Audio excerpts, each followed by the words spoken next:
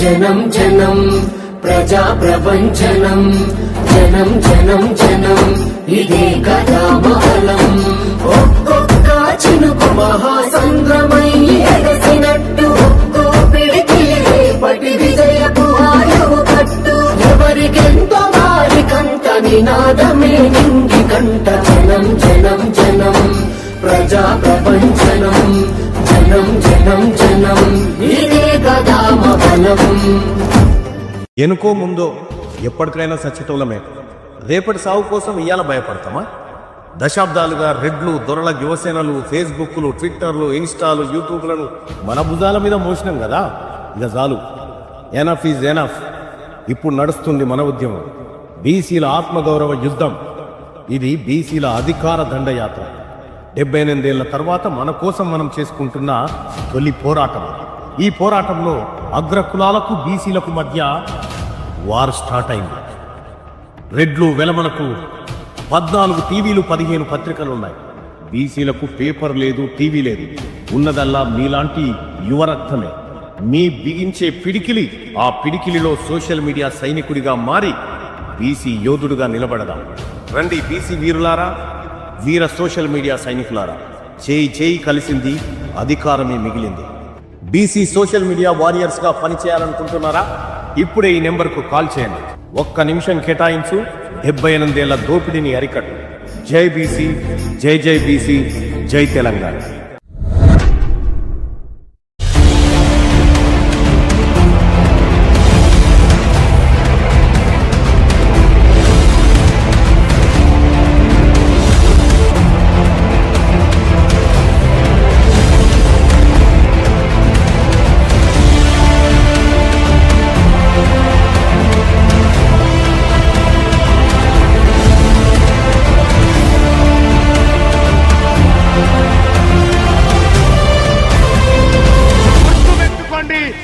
BC సమాజానికి తెలంగాణ రాష్ట్ర BC ప్రజలకు మీ బిడ్డ టీన్మార్ మల్లన్న కట్టం పట్టుకొనున్నాడు నిన్నటి దాకా ఒక లెక్క ఇయాల నుంచి ఇంకొక లెక్క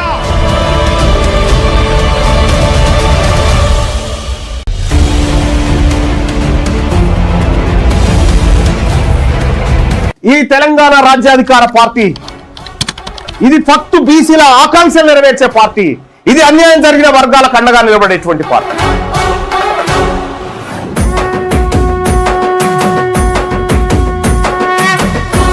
తెలంగాణ రాజ్యాధికార పార్టీ చేరాలంటే 9866524314 ఈ నెంబర్ కు వాట్సాప్ లో మిస్ కాల్ ఇవ్వండి ఈ నెంబర్ కి మీరు మిస్ కాల్ ఇవ్వగానే మీకు ఒక లింక్ వస్తుంది ఆ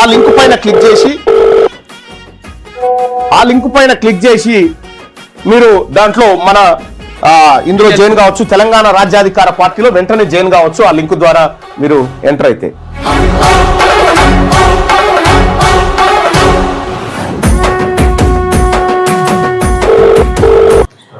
నమస్తే గుడ్ మార్నింగ్ అందరికీ ఇవాళ ఎస్ఎస్సి ఎగ్జామ్స్ ఫలితాలు వచ్చినాయి ఫలితాల్లో చాలామంది పిల్లలు పాస్ అయినారు అయితే రైట్ టు ఎడ్యుకేషన్ గురించి మీకు మొన్న చెప్పిన కదా రైట్ టు ఎడ్యుకేషన్ ఇంప్లిమెంట్ అయితే ఏం జరుగుతుంది ఇంప్లిమెంట్ కాకపోతే ఏం జరుగుతుంది అనేటువంటి విషయాన్ని మీకు క్లియర్గా ఎక్స్ప్లెయిన్ చేసిన ఇప్పుడు ఇంకొక ఉదాహరణ దొరికింది ఆ ఉదాహరణ ఏందో ఒకసారి చూద్దాం ఇవాళ మీరు ఈనాడు పేపరు ఇంకొక ఆంధ్రజ్యోతి పేపర్ ఈ పేపర్లు చూసారనుకో మీకేం కనిపిస్తుంది ఇక్కడ భాష్యం ఒక గొప్ప ఎంపికగా భాష్యం విద్యా సంస్థలే ఇగో ఇట్లా ఇవి వస్తాయి భాష్యం విద్యా సంస్థలే ఈనాడు ఆంధ్రజ్యోతిలో కూడా ఈ అడ్వర్టైజ్మెంట్ వస్తుంది ఈ అడ్వర్టైజ్మెంట్ ధర ఎంత ఉంటుందంటే ఎంత కాదనుకున్నా 50 లక్షలకు తక్కువ ఉండదు ఒకటే పేజీ ఫ్రంట్ పేజీ 50 లక్షలకైతే తక్కువ ఉండదు 50 లక్షల రూపాయలు భాష్యం విద్యా సంస్థల నుండి ఈనాడుకు ఆంధ్రజ్యోతికి 50 ఇట్లా ప్రతి ఏడాది కొన్ని కోట్ల రూపాయల విలువైనటువంటి అడ్వర్టైజ్మెంట్లు పత్రికలు ఎక్కిస్తారు ఒకవేళ రైట్ టు ఎడ్యుకేషన్ ఇంప్లిమెంట్ అయితే ఎక్కడిది డబ్బు ఎక్కడిది మళ్ళీ తల్లిదండ్రుల దగ్గర లాగినటువంటి డబ్బే కదా తల్లిదండ్రుల దగ్గర లాగినటువంటి డబ్బే కాబట్టి ఇక్కడ మీరు క్లియర్గా ఒక విషయాన్ని గమనించాలి ఇది భాష్యం విద్యా సంస్థలకు సంబంధించినటువంటిది. అయితే ఇక ఈనాడు ఆయన కొన్ని రాసుకొచ్చిండో అవి మనం చూడాలా, చాలా ఇంపార్టెంట్.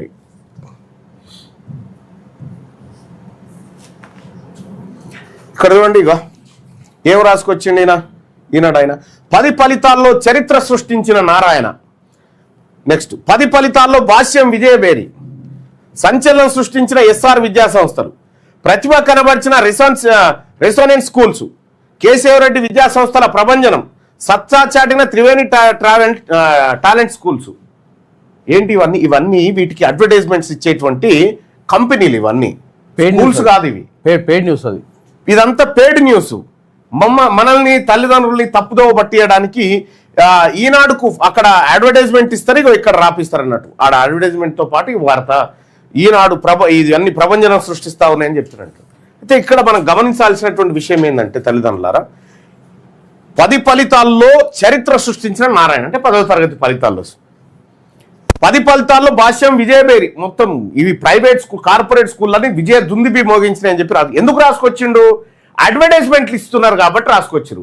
ఈ అడ్వర్టైజ్మెంట్లు తల్లిదండ్రులు ఇవన్నిటిని చూసి మోసపోతారు అన్నట్టు. తల్లిదండ్రులు వీటిని చూసే మోసపోతారు. మరి ఈ అడ్వర్టైజ్మెంట్ల దుకాణము, ఈ కార్పొరేట్ దుకాణం బంద్ కావాలంటే ఏం చేయాలంటే ఇదే ఈనాడు దినపత్రిక నిన్నటి పేజీలోకి పోదాం, నిన్నటి డేట్లోకి ఒకసారి పోదాం.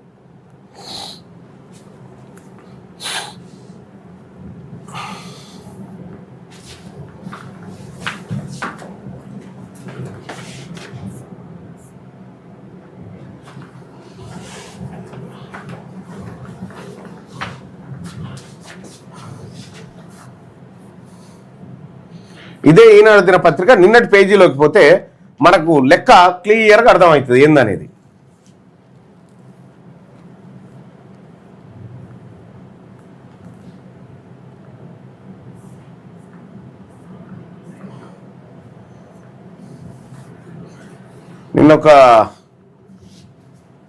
నేను మా సుదర్శన్ చూస్తాడేమో అనుకున్నది, కానీ బహుశా అది మెయిన్ పేజీలో లేదు కాబట్టి చూడకపోయి ఉండొచ్చు.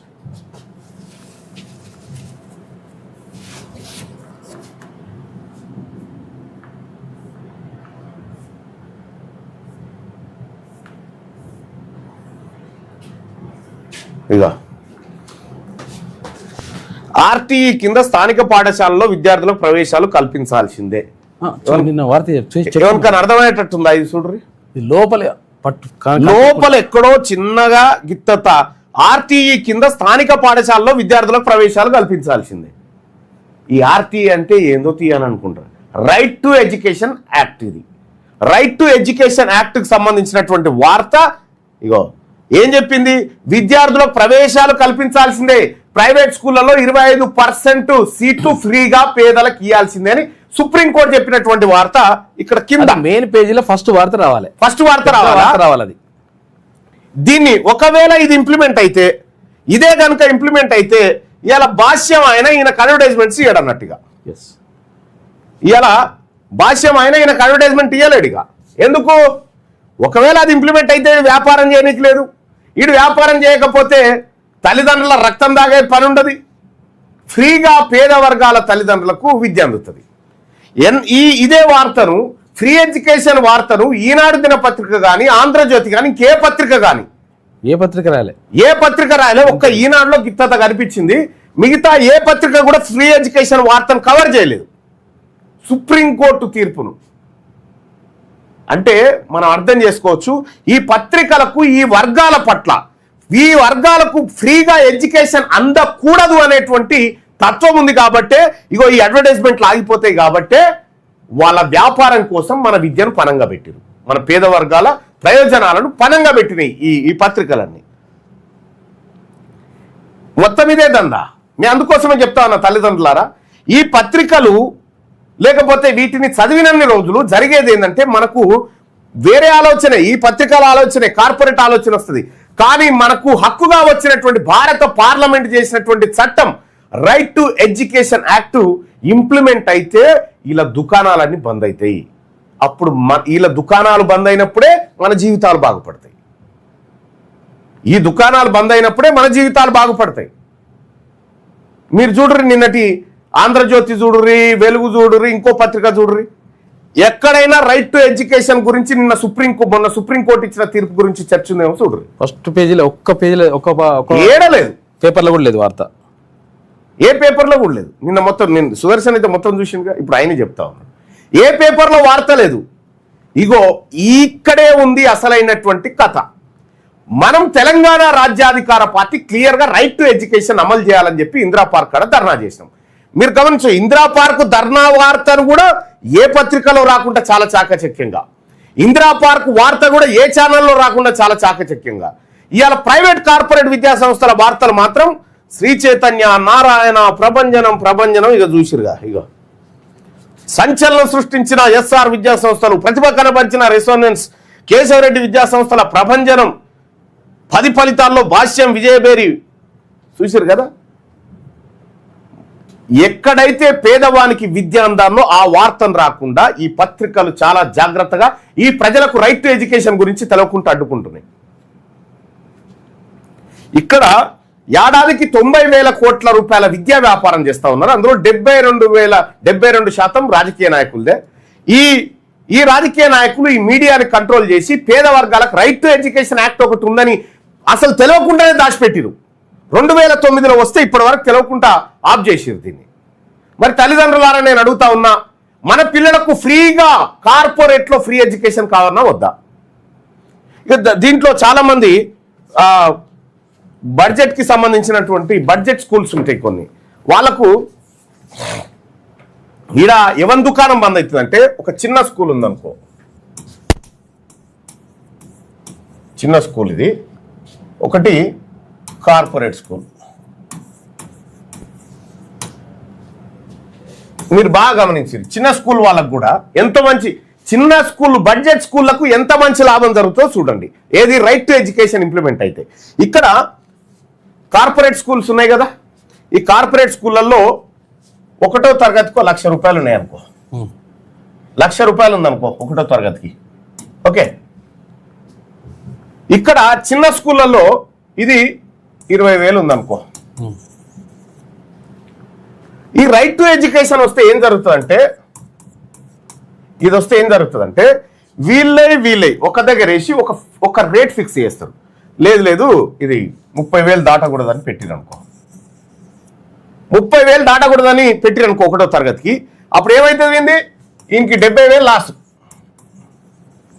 70,000 లాస్ వచ్చిన తర్వాత వాడు అడ్వర్టైజ్మెంట్స్ ఇయ్యాడు కదా, ఇక ఈ దుకాణం తెరవాడు కదా. ఏది ఫీ రెగ్యులేషన్ కమిటీ ఒకటి వేస్తే వాళ్ళు దీన్ని 30,000కి తెచ్చిరనుకో 1వ తరగతి, వీడు 70,000 లాస్ అవుతాడు. వీళ్ళకేమవుతుంది, ప్లస్ 10,000 పెరుగుతుంది, ప్లస్ 10,000 పెరుగుతుంది. రెండో విషయం ఏంటంటే, ఈ 1వ తరగతి నుంచి 1వ తరగతి పిల్లలకు 30,000 ఉంది కదా, అప్పుడు ఏం చేస్తుంది అంటే రైట్ టు ఎడ్యుకేషన్ యాక్ట్ ప్రకారం కేంద్ర ప్రభుత్వం, కేంద్రం రాష్ట్రం ఏం చేస్తుందంటే, ఈ 25% సీట్లు ఉన్నాయి కదా, 25% ఫ్రీ సీట్లు ఇవ్వాలి కదా. మరి ఈ ఫ్రీ సీట్లు ఇస్తే ఈ స్కూల్ ఎట్లా నడవాలని చాలా మందికి అనిపిస్తుంది. ఈ 25% ఫ్రీ కాదు, వీళ్ళ పైసలు కేంద్ర రాష్ట్ర ప్రభుత్వాలు కడతాయి అన్నట్టు. కేంద్ర ప్రభుత్వం 100కి 60%, రాష్ట్ర ప్రభుత్వం 40% భరించాలి. ఈ పేద వర్గాలకు ప్రైవేట్ స్కూళ్ళలో ఫ్రీ ఎడ్యుకేషన్ కోసం ఇంత కేటాయించాలా. ఇది కేంద్ర రాష్ట్ర ప్రభుత్వాలే కడితే 25% మందికి.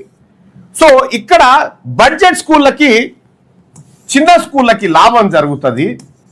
ఈ దోపిడి ముఠ ఆగిపోతుంది, ఇది ఆగిపోతుంది.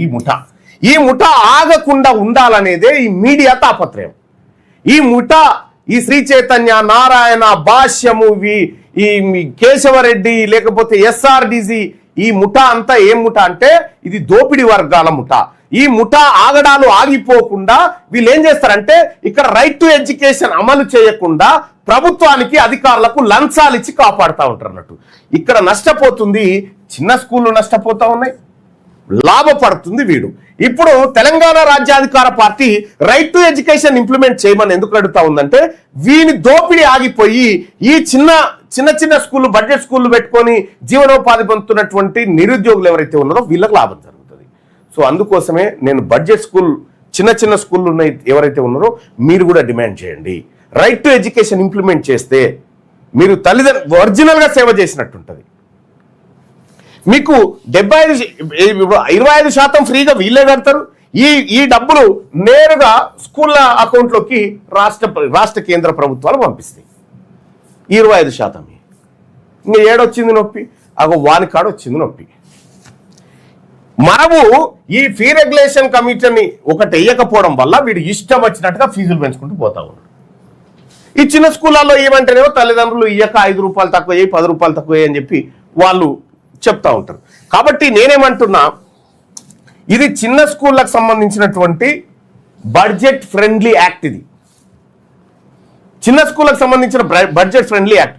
మీ పిల్లలకు మీరు లక్షలకు అదే స్కూల్ ఉంటుంది, అదే క్లాస్ ఉంటుంది, అదే పేరు ఉంటుంది, మీ ఓన్ ఫీజు 1,00,000 నుంచి 30,000 పడిపోతుంది. ఈ రైట్ టు ఎడ్యుకేషన్ యాక్ట్ వస్తే తల్లిదండ్రులారా, ఈ విషయాన్ని ఎవరైతే స్కూలుకు పిల్లల్ని పంపిస్తా ఉన్న తల్లిదండ్రుల్లో వాళ్ళకి చేరవేయండి. ప్రైవేట్ స్కూళ్ళకు పంపించే వాళ్ళకి ఒక్కసారి తెలంగాణ రాజ్యాధికార పార్టీతో చేతులు కలపండి. మీ పిల్లల ఎడ్యుకేషన్ ఫీజులు సగానికి సగం మాఫీ అయిపోతాయి. 25% మంది పిల్లలకు ఫ్రీ ఎడ్యుకేషన్ దొరుకుతుంది. మరి ఇక్కడ బడ్జెట్ స్కూళ్ళకు లాభమే జరుగుతుంది రైట్ టు ఎడ్యుకేషన్ వస్తే. దెబ్బ ఎవరికంటే శ్రీ చైతన్య, నారాయణ, కార్పొరేటివ్ అయితే ఉన్నాయో వాళ్ళకు దెబ్బ. వాళ్ళు వ్యాపారం చేస్తుంది వాళ్ళు. నిజంగా విద్యను వ్యాపారం చేసి దోపిడీకి దిగింది వాళ్ళు. కాబట్టి నేనేమంటే ఈ రైట్ టు ఎడ్యుకేషన్ ఇంప్లిమెంట్ చేయించడం కోసం ఇది కేవలం కార్పొరేట్ వ్యవస్థకు వ్యతిరేకంగా ఉంటుంది, మిగతా అన్నిటికీ అనుకూలంగానే ఉంటుంది. దయచేసి ఈ దిశగా ఆలోచించమని చెప్పి తల్లిదండ్రులను రిక్వెస్ట్ చేస్తా ఉన్నా. అలాగే ఇంకా ఈ 3-4 రాష్ట్రాల ఎన్నికలకు సంబంధించి అస్సాం, పశ్చిమ బెంగాల్, తమిళనాడు, కేరళ, ఆ తర్వాత పుదుచ్చేరికి సంబంధించినటువంటి ఎన్నికలపైన రకరకాల ఎగ్జిట్ పోల్స్, రకరకాల ప్రీ పోల్స్ కూడా చూడడం జరిగింది. సో ఏదేమైనప్పటికీ కూడా ఎన్నికల్లో నేను నిన్న అబ్జర్వ్ చేసిన కాడికి కొంతమంది నాకేదో ఒక వీడియో వచ్చింది. ఆ వీడియో నీకు పంపించిందా భరత్? ఇది ఇన్స్టాది. ఒక అతను ఏం చెప్తా ఉన్నాడు ఆ ఇన్స్టాగ్రామ్లో అంటే, పశ్చిమ బెంగాల్లో ఎన్నికలు జరుగుతూ ఉంటే అమిత్ షా గారు ఏం చేసిందట అంటే, బంగ్లాదేశ్ నుంచి ముస్లింలు రాకుండా బార్డర్ పొంటి మొత్తం పాములు మొసళ్ళను పెట్టిన వాడు తెలుగులో చెప్తాడు. వాడు ఎవడో దొరకలే కానీ వాడు పచ్చి అబద్ధాలు. వాని కింద ఇంకా కామెంట్ ఏందనుకున్నావు దర్శన్? సూపర్ డూపర్ వా ఇంత ఎడ్డోళ్ళు ఎట్లా బతున్నారు నాయన. ఇంకా మనం పాలు ఇచ్చిందంటే సూపర్. ఎన్ని పాలు ఇచ్చింది, ఎన్ని లీటర్లు ఇచ్చింది నువ్వు అది చూస్తే నేను షాక్ అయినా. నేను చూసి ఎవర్రా వీడు నిజంగా గింత పచ్చి అబద్ధం చెప్తున్నాడు అని అనుకున్నా. ఇగో గిదట. ఈయన పేరు ఏందో రాహుల్ అమిత్ షా ఏదో ఉంది. ఇగో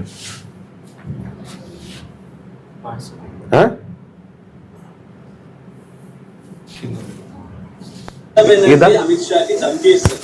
ఏమనంటే ఉన్న గుట్టల నుండి అడుగు కూడా బయట పెట్టనియను అని ధమ్కేస్తారు. మన అమిత్ షా ఒప్పుకుంటాడా? నేను 15 రోజులు వెస్ట్ బెంగాల్ అనే ఉంటా, మీరు ఏం బిక్కుంటారో బిక్కోరి అని చెప్తాను. बंगाल चुनाव में 15 दिन तक मैं बंगाल में ही रहने वाला हूं. వీళ్ళు ప్రమాదం దేశానికి. అమిత్ షాకి ధమ్కిస్తే ఎట్లుంటుందో తెలుసు. బంగ్లాదేశ్ నుంచి వెస్ట్ బెంగాల్ కి వచ్చి ఒక బార్డర్ ఉంటది 175 కిలోమీటర్స్. అక్కడ నుంచి వచ్చి ఓట్లేసి దర్జాగా బార్డర్ క్రాస్ అవుతుంది. ఆ బార్డర్ దగ్గర క్రొకడైల్స్ అండ్ పాములని సెక్యూరిటీ కోసం డిప్లాయ్ చేపిస్తుంది, ఎవ్వరు బార్డర్ క్రాస్ కాకుండా. మరి ఈసారి వెస్ట్ బెంగాల్లో ఎవరు గెలుస్తారని మీరు అనుకుంటారో, మీ ఒపీనియన్ ఏంటో కమెంట్ చేయండి. చెప్పు తీసుకొని నేను ముఖం మీద కొట్టు. ఎవడా వాడు పాములు మొసళ్ళు పెడతా ఉండట. వెస్ట్ బెంగాల్ నుంచి మన బంగ్లాదేశ్ నుంచి వెస్ట్ బెంగాల్ కి వచ్చే బార్డర్ లో పాములు మొసళ్ళను పెట్టి సెక్యూరిటీ కింద డిప్లాయ్ చేస్తా ఉన్నాడట. వాడు చెప్పుడు ఎంత చెప్పుడు. దీని కింద రాసిన అరే పుల్లయ్య పిల్లకుత్త మాటలు చెప్తున్నావు. ఇండియా ఆర్మీ ఉండగా కుక్కలు పాములు ముసలు దేశానికి కాపలాయని చెప్పి మంచిగా ఇక ఈ జెండా జై కొట్టేది. ఇక చూడు. అరే సిగ్గుండాలి. మొత్తం బీజేపీ కలిసి ఒక్క లేడీని ఏం చేయలేకపోతున్నారు. మళ్ళా ఏం అయ్యో పక్కా టీఎంసీ ఇన్షాల్లా జై బీజేపీ అంటే వీళ్ళు ఇగో ఏం ఇలా బుర్రలో గిత్త కూడా గుజ్జు ఉండదు. ఇంకా వీళ్ళని ఫాలో అయితే ఇంకా గమ్మత్ ఏంటంటే ఇది రియాలిటీ ఏందని చూసుకోవాలి కదా. నాకెవరో పంపితే నేను చూసిన నాకు ఇది చూడాలి వీళ్ళు ముచ్చటాన్ని. ఇక్కడ పాములు క్రొకడైల్స్ ని బంగ్లాదేశ్ ఆ తర్వాత వెస్ట్ బెంగాల్ బార్డర్ లో 175 కిలోమీటర్లో మొత్తం అన్నింటినీ డిప్లాయ్ చేసిండట. ఇది ఆడుంటాడు. ఈయన పేరేమన్నా తెలుసా? ఈయన పేరేమన్నా రాహులో పీహులో ఎట్లా చూస్తారో ఇన్స్టాగ్రామ్ గాని. అయితే గింత ఎర్రి నా కొడుకులు బతికి సమాజానికి ఏం చెప్తా ఉన్నారా మీరు ఇంట్లో? ఇంకా దీనికి లైకులు కొట్టు 138K లైకులు 3.4K షేర్లు. ఈ అబద్ధం 138,000 మంది లైకులు కట్టింది చూసుకోయిగా. అయ్యో వీళ్ళని ఎట్లా బతుకుతారా నాయన? ఇంత తెలివి లేకుండా కనీస జ్ఞానం లేకుండా ఫస్ట్ విన్న దావకాలా చూపిర్రా. ఏం పేరు? ఎంఆర్ సన్నియా. అమ్మ వీడు ఎవర్రా ఆయన? ఇగో ఇటువంటి హౌలగాలతోటి సమాజం ముందుకు పోదు ఎన్నడిగా. ఆడ సరే బెంగాల్ ఎన్నికలు ఎవడు గెలిస్తే తర్వాత కానీ అమిత్ షా ముసళ్లను పాములను డిప్లాయ్ చేసి ఇండియన్ ఆర్మీని అవమానపరిచినట్లేదా? అవును. ఈ ఎక్కడ కొడుకులు వీళ్ళంతా అన్నం తింటున్నారా, పెండ తింటున్నారా, ఎటబత్తారా మీరు? జర నన్ను చూపెట్టరా తల్లిదండ్రులు తీసుకపోయి.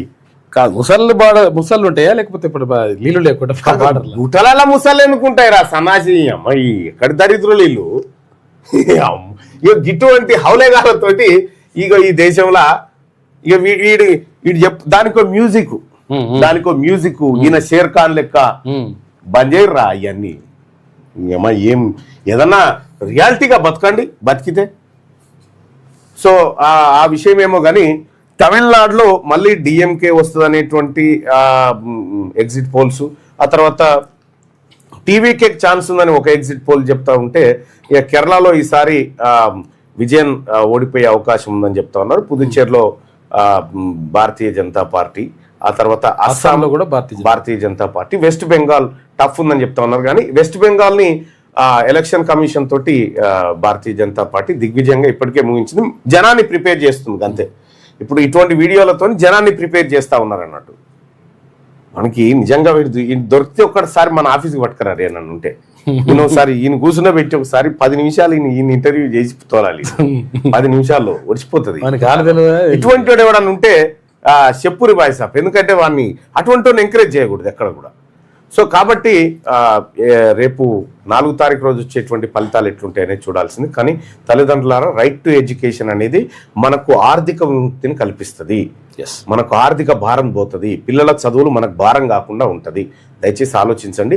రైట్ టు ఎడ్యుకేషన్ ఇంప్లిమెంట్ చేయాలని మనం అందరం కూడా గొంతెత్తాలి. సో ఇంప్లిమెంట్ చేయమని సుప్రీంకోర్టు బెత్తం పట్టుకొని చెప్తా ఉంటే ఇక్కడ ఏం జరుగుతుందో చూసారు కదా. మొత్తం 9 రాష్ట్రాల్లో ఇంప్లిమెంట్ అవుతుంది, ఇక్కడ కావట్లేదు. కాబట్టి చాలా సీరియస్గా తల్లిదండ్రులారా అందరికీ ఎడ్యుకేషన్ హెల్త్ అనేది ఈ భూమి మీద పుట్టిన ప్రతి మానవునికి దక్కాలి. అది రెడ్డా విలమన ఇంకోటి అని కాదు. రాజకీయాలు లేకపోతే వెనకబడిన తరగతులను ముందుకు తీసుకొచ్చే విషయంలో ప్రత్యేకంగా బీసీలకు అవకాశాలు దక్కాలి. సో కాబట్టి right to education is our right. దానికోసం మీరందరూ కూడా చర్చించండి అని చెప్పి రిక్వెస్ట్ చేస్తా ఉన్నా. ఇక అందులో వచ్చే వార్తలు చూసింది కదా.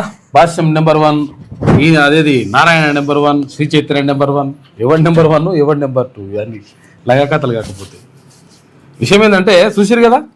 వాళ్ళు రైట్ టు ఎడ్యుకేషన్ యాక్ట్ గురించి మనం నిన్న వేరే ఒక పేపర్లో చూసి చెప్పుకున్నాం. మనం ఏ పేపర్ ఒకటి రాయలేదు, ఏ పేపర్ ఒకటి రాయాడు, ఏ టీవీ ఒకటి చూపించాడు.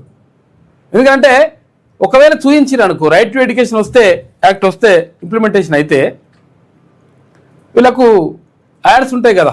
నెంబర్ 1 50 లక్షలు ఉంటుంది. ఒక పేజీకి 50 లక్షలు ఉంటుంది చెప్తాడు. ఇప్పుడు ఏది ఫస్ట్ పేజీ ఏడున్నది, ఫస్ట్ పేజీ తీసుకుందాం. రైట్ 2 3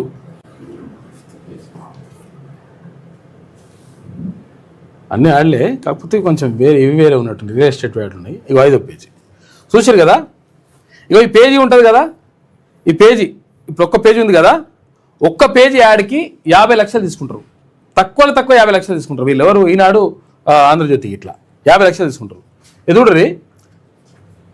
ఇగో 2వ పేజీ కూడా అదే, 2వ పేజీ కూడా అగో పేజీకి 50 లక్షలు. అంటే ఒక రోజు వేస్తే 50 లక్షల రూపాయలు ఒక్క పేపర్లా. దీనికి 50 లక్షలు, ఆంధ్రజ్యోతికి 50 లక్షలు, ఇంకోరికి అట్లా ఇస్తే ఎంతమందికి ఇస్తే అంతమంది, అన్ని పైసలు. వాళ్ళు ఒకటే రోజు అంటే ఒకటి రోజు కూడా కాదు, అంటే కొన్ని కోట్ల రూపాయలు, 100 కోట్ల రూపాయలు వాళ్ళు అడ్వర్టైజ్మెంట్లకు ఖర్చు పెడుతున్నారు. అడ్వర్టైజ్మెంట్లకు ఖర్చు పెడుతున్నట్టు దాని అర్థమైంది, ఇవి మన సొంతంగా వాళ్ళ జేబులోకి వెళ్ళి ఇస్తారా, లేకపోతే వాడు ఇస్తారా, వీడు ఇస్తారా అంటే ఒకడిగాడు. మన దగ్గర నుంచే గుంజుతారు, పబ్లిక్ దగ్గర నుంచే పీల్చి పిప్పు వేసి కనీసం 4 రూపాయలు తక్కువనే రా, లేకపోతే తర్వాత కడతామంటే కూడా అవకాశం ఇవ్వాలని లంగా కొడుకులు చాలామంది ఉంటారు. ఈ శ్రీ చైతన్య నారాయణ అంటే ఇంకా దారుణం. ఇక జిఎము బొచ్చు బోసానము ప్రిన్సిపల్ అంటోళ్ళకి అసలు మాది ఏముండదు సార్, మేము మొత్తం అడ్మినిస్ట్రేషన్ చూసుకుంటాం అంతే సార్, మాకు ఫీజులు తెలియదు అంటారు. మొత్తం మోసం కథ. దాన్ని చూసి ఇక మనం ఆడు సూపర్, వాడు డూపర్ అని చెప్పేసి మనం సంకలు గుద్దుకొని పిల్లలు తీసుకుపోయి ఆడ జైలు చేస్తే, ఆడ తీసుకుపోయిన తర్వాత పోరల్ని ఇక రాసి రంపాన పెడితే కొంతమంది పిల్లలు చచ్చిపోతారు. ఆ చచ్చిపోయిన పిల్లలు కూడా బయటకు పెట్టరు వీళ్ళు, ఈ దొంగ కొడుకులు. కొన్ని వందల మంది ఆధారాలతో చూపిస్తాం. కొన్ని 100 మంది శ్రీ చైతన్య నారాయణలో పిల్లలు చచ్చిపోయారు, సూసైడ్ చేసుకున్నారు. 100 మంది. ఇప్పటివరకు మనకు తెలియదు ఆ విషయం కూడా. ఎందుకంటే మొత్తం కూడా వాళ్ళు ఒక రకమైన టార్చర్ ఉంటుంది. అది తెలియక మనం ఇక సూపర్ డూపర్ అని చెప్పేసి పంపిస్తాం. ఆడేమో ఎవరికో పెట్టిన బిడ్డ నా బిడ్డ అని ముద్దాడతారు అన్నట్టు ఈ కొడుకులు.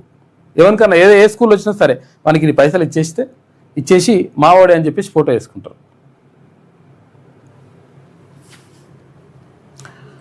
ఇక వార్తల్లోకి వెళ్దాం. వెలుగు దినపత్రిక చూసుకుంటే ఇక మంచోడిగా ఉండను అంటున్నాడు. మరి ఎప్పుడు మంచోడిగా ఉన్నావో నాకు అర్థమవుతలేదు. మరి ఎవరు ట్రంప్ అంటున్నాడు మంచోడిగా ఉండను అంటుండు, ఇప్పటిదాకా మంచోడిగా ఉన్నట్టు. ఇరాన్పై అమెరికా ప్రెసిడెంట్ ట్రంప్ మరోసారి ఫైర్ అయ్యిండు. ఇకపై తాను మంచివాడిగా ఉండనని స్ట్రాంగ్ వార్నింగ్ ఇచ్చిండు. రైఫిల్ పట్టుకొని యుద్ధం చేస్తున్నట్లు ఒక ఏఐ ఎడిటెడ్ ఫోటోను బుధవారం ట్రూత్ సోషల్ అంటే ఆయన స్పెషల్ ఖాతా ఉంటుంది, ఆ ఖాతాలో పోస్ట్ చేశాడు. ఆ ఫోటోలో ట్రంప్ నల్లటి సూటు, కళ్ళద్దాలు పెట్టుకొని చేతిలో అసాల్ట్ రైఫిల్తో యుద్ధ భూమిలో ఉన్నట్టుగా కనిపించాడు. మనోడిగా సైనికుడైనమాట కనిపించాడు. ఇక ఫోటో పైన నో మోర్ నైస్ గాయ్ అంటే ఇక్కడ నుంచి నేను మంచివాడిగా ఉండను అని రాసుకొచ్చిండట. దేని గురించి రాసుకొచ్చిండు? ఇప్పుడు ఇరాన్తో యుద్ధం చేస్తాము అనే దానికి చెప్పడానికి ఇంకో ఈ కథ రాసుకొచ్చిండు ఆయన. ఇక 4 రాష్ట్రాల ఎన్నికలు తర్వాత ఒక కేంద్రపాలిత ప్రాంతంలో అసెంబ్లీ ఎన్నికలు జరిగినాయి కదా. అయితే ఇక్కడ అస్సాం, పుదుచ్చేరి కేంద్రపాలిత ప్రాంతం, తర్వాత ఇక్కడ పశ్చిమ బెంగాల్లో కూడా ఎక్కువ అవకాశాలు భారతీయ జనతా పార్టీకి ఉన్నట్టుగా ఎగ్జిట్ పోల్స్ చెప్తున్నాయి. అంటే కొంచెం టఫ్ ఉందంట పశ్చిమ బెంగాల్లో, కాకపోతే అంటే కొంచెం అవకాశాలు మాత్రం భారతీయ జనతా పార్టీకి ఉన్నట్టుగా. ఇక్కడ కేరళలో మాత్రం విజయన్ ప్రభుత్వం పోయి అక్కడ కాంగ్రెస్ పార్టీతో కూటమితో కూడుకున్నటువంటి ప్రభుత్వం ఏర్పడే అవకాశం ఉన్నట్టుగా తెలుస్తూ ఉంది. ఇక తమిళనాడు అయితే మళ్ళీ స్టాలినే ముఖ్యమంత్రిగా అయ్యే అవకాశం ఉందంట. కాబట్టి మొత్తం మీద ఈ 4 రాష్ట్రాలు ఒక కేంద్రపాలిత ప్రాంతానికి సంబంధించినటువంటి ఎగ్జిట్ పోల్స్ ఇట్లా కనిపిస్తూ ఉన్నాయి. ఇక తమిళనాడులో డిఎంకే అంటే స్టాలిన్ పార్టీ, పశ్చిమ బెంగాల్లో హోరాహోరీ టఫ్ ఫైట్ ఉన్నది, కాకపోతే అంటే కొంచెం బీజేపీకే అనుకూలంగా ఉందట. అస్సాంలో బీజేపీ, కేరళలో యూడిఎఫ్కే పవర్ దక్కే ఛాన్స్ ఉందని చెప్పేసి. యూడిఎఫ్ అంటే ఏంది? ఇక్కడ కాంగ్రెస్ పార్టీతో కూడినటువంటి కూటమి. పుదుచ్చేరిలోని మారడి పవర్, మళ్ళీ ఎన్డీఏకే గెలుపు ఛాన్స్ ఉందంట పుదుచ్చేరిలో. తమిళనాడులో నటుడు విజయ్ టీవీకే పార్టీ స్వల్ప ప్రభావం చూపిస్తాడట. కొన్ని సీట్లు వస్తాయట, 15 రావచ్చు అని అంటున్నారు. 4 రాష్ట్రాలు ఒక యూటీ అసెంబ్లీ ఎన్నికల ఎగ్జిట్ పోల్స్ విడుదలైనాయి. వెస్ట్ బెంగాల్ చివరి దశలో 92.47% పోలింగ్ నమోదైంది. ఇక మే 4న కౌంటింగ్ ఉంటుంది. ఆ రోజునే తేలనున్న అసలు ఫలితాలని చెప్పేసి ఒక వార్త కనిపిస్తూ ఉంది. ఇక పశ్చిమ బెంగాల్లో 294 స్థానాలు ఉంటే 148 స్థానాలు రావాలి. ఏంటి మ్యాజిక్ ఫిగర్ దాటాలంటే. అస్సాంలో 126 ఉన్నాయి, అంటే 64 దాటాలే, రావాలి మ్యాజిక్ ఫిగర్. తమిళనాడులో 234 ఉన్నాయి, 118 రావాలి. ఈ కేరళలో 140 ఉన్నాయి, 71 రావాలి. ఇక్కడ పుదుచ్చేరిలో 30 ఉన్నాయి, 16 రావాలి మినిమం. ఇట్లా ఉన్నది. ఈ పరిస్థితుల్లో మొత్తం మీద పశ్చిమ బెంగాల్లో టఫ్ ఫైట్ ఉందంట. ఈ టఫ్ ఫైట్లో భాగంగా ఏది బీజేపీకి కొంత అవకాశాలు ఎక్కువ ఉన్నట్టుగా కనిపిస్తూ ఉంది. ఇక తమిళనాడులో మాత్రం మళ్ళీ ఎవరు స్టాలిన్ అధికారంలోకి వస్తారట, డిఎంకేని అధికారంకి వచ్చే అవకాశం ఉందని చెప్పేసి చెప్తా ఉన్నారు. కొన్ని చోట్ల ఒక్క ఎగ్జిట్ పోల్ మాత్రం విజయన్ గెలుస్తారని చెప్తున్నది. ఎక్కువ సీట్లు వస్తాయని చెప్పేసి చెప్పింది. ఏది ఇక్కడ కామాఖ్య అనలైటిక్స్ అనేటువంటిది 67 నుంచి 81 స్థానాలు టీవీకి వస్తాయని చెప్పేసి చెప్పింది. దీంతోపాటు ఇంకో ఇదో యాక్సిస్ మై ఇండియా 98 నుంచి 120 అని చెప్పింది. ఈ 2 మినహా మిగతా అన్ని కూడా ఇక్కడ డిఎంకేకే ఎక్కువ అవకాశాలు ఉన్నాయి. ఇక 2 జేవీసీ తర్వాత కామాఖ్య అనలైటిక్స్ 68 నుంచి 84 అంటే రాదు. మొత్తం మీద ఇదే స్టాలినే మళ్ళీ ముఖ్యమంత్రి అవకాశం ఉందంట. ఈ కేరళలో మాత్రం ఏది కాంగ్రెస్ పార్టీతో కూడుకున్నటువంటి కూటమి అధికారంలోకి వచ్చే అవకాశం ఉందంట. అస్సాం మళ్ళీ భారతీయ జనతా పార్టీకే, పుదుచ్చేరి కూడా భారతీయ జనతా పార్టీకే. కాకపోతే ఏంటంటే ఇవి ఎగ్జిట్ పోల్స్ తారుమారు కూడా అయితే ఓసారి ఇదే ఉంటుందా ఫిగర్ బరాబర్ ఇదే నడుస్తుందా అంటే నడవచ్చు, నడవకపోవచ్చు కూడా. ఒక్కోసారి ఏమైందంటే ఎగ్జిట్ పోల్స్ చెప్పినవన్నీ కూడా తారుమారు అయిపోతాయి. 4 తారీఖు నాడు లెక్క తేలిపోతుంది. ఇవాళ ఎంత 30 తారీఖు, 4 తారీఖు నాడు 4 రోజులు అయితే కథం లెక్క తేలిపోతుంది.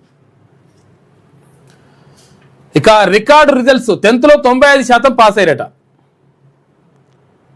అప్పట్లో అసలు యాక్చువల్గా 50%, 40% ఇట్లా పాస్ అయితేనే ఎక్కువ ఉంటుండే. సగం మంది ఫెయిల్ అయ్యేటోళ్ళు. సగం మంది ఫెయిల్ కాగానే ఏమవుతుందంటే ఒక మంచి పని కూడా జరుగుతుండే. ఇక ఫెయిల్ అయినా మనకు చదువు రాదని చెప్పేసి ఒక రకంగా బాధతోటి వాళ్ళు ఏం చేస్తుండే, ఏదో పని చూసుకొని ఒక సెట్ అయ్యేటోళ్ళు పాపం ఏదో రకంగా.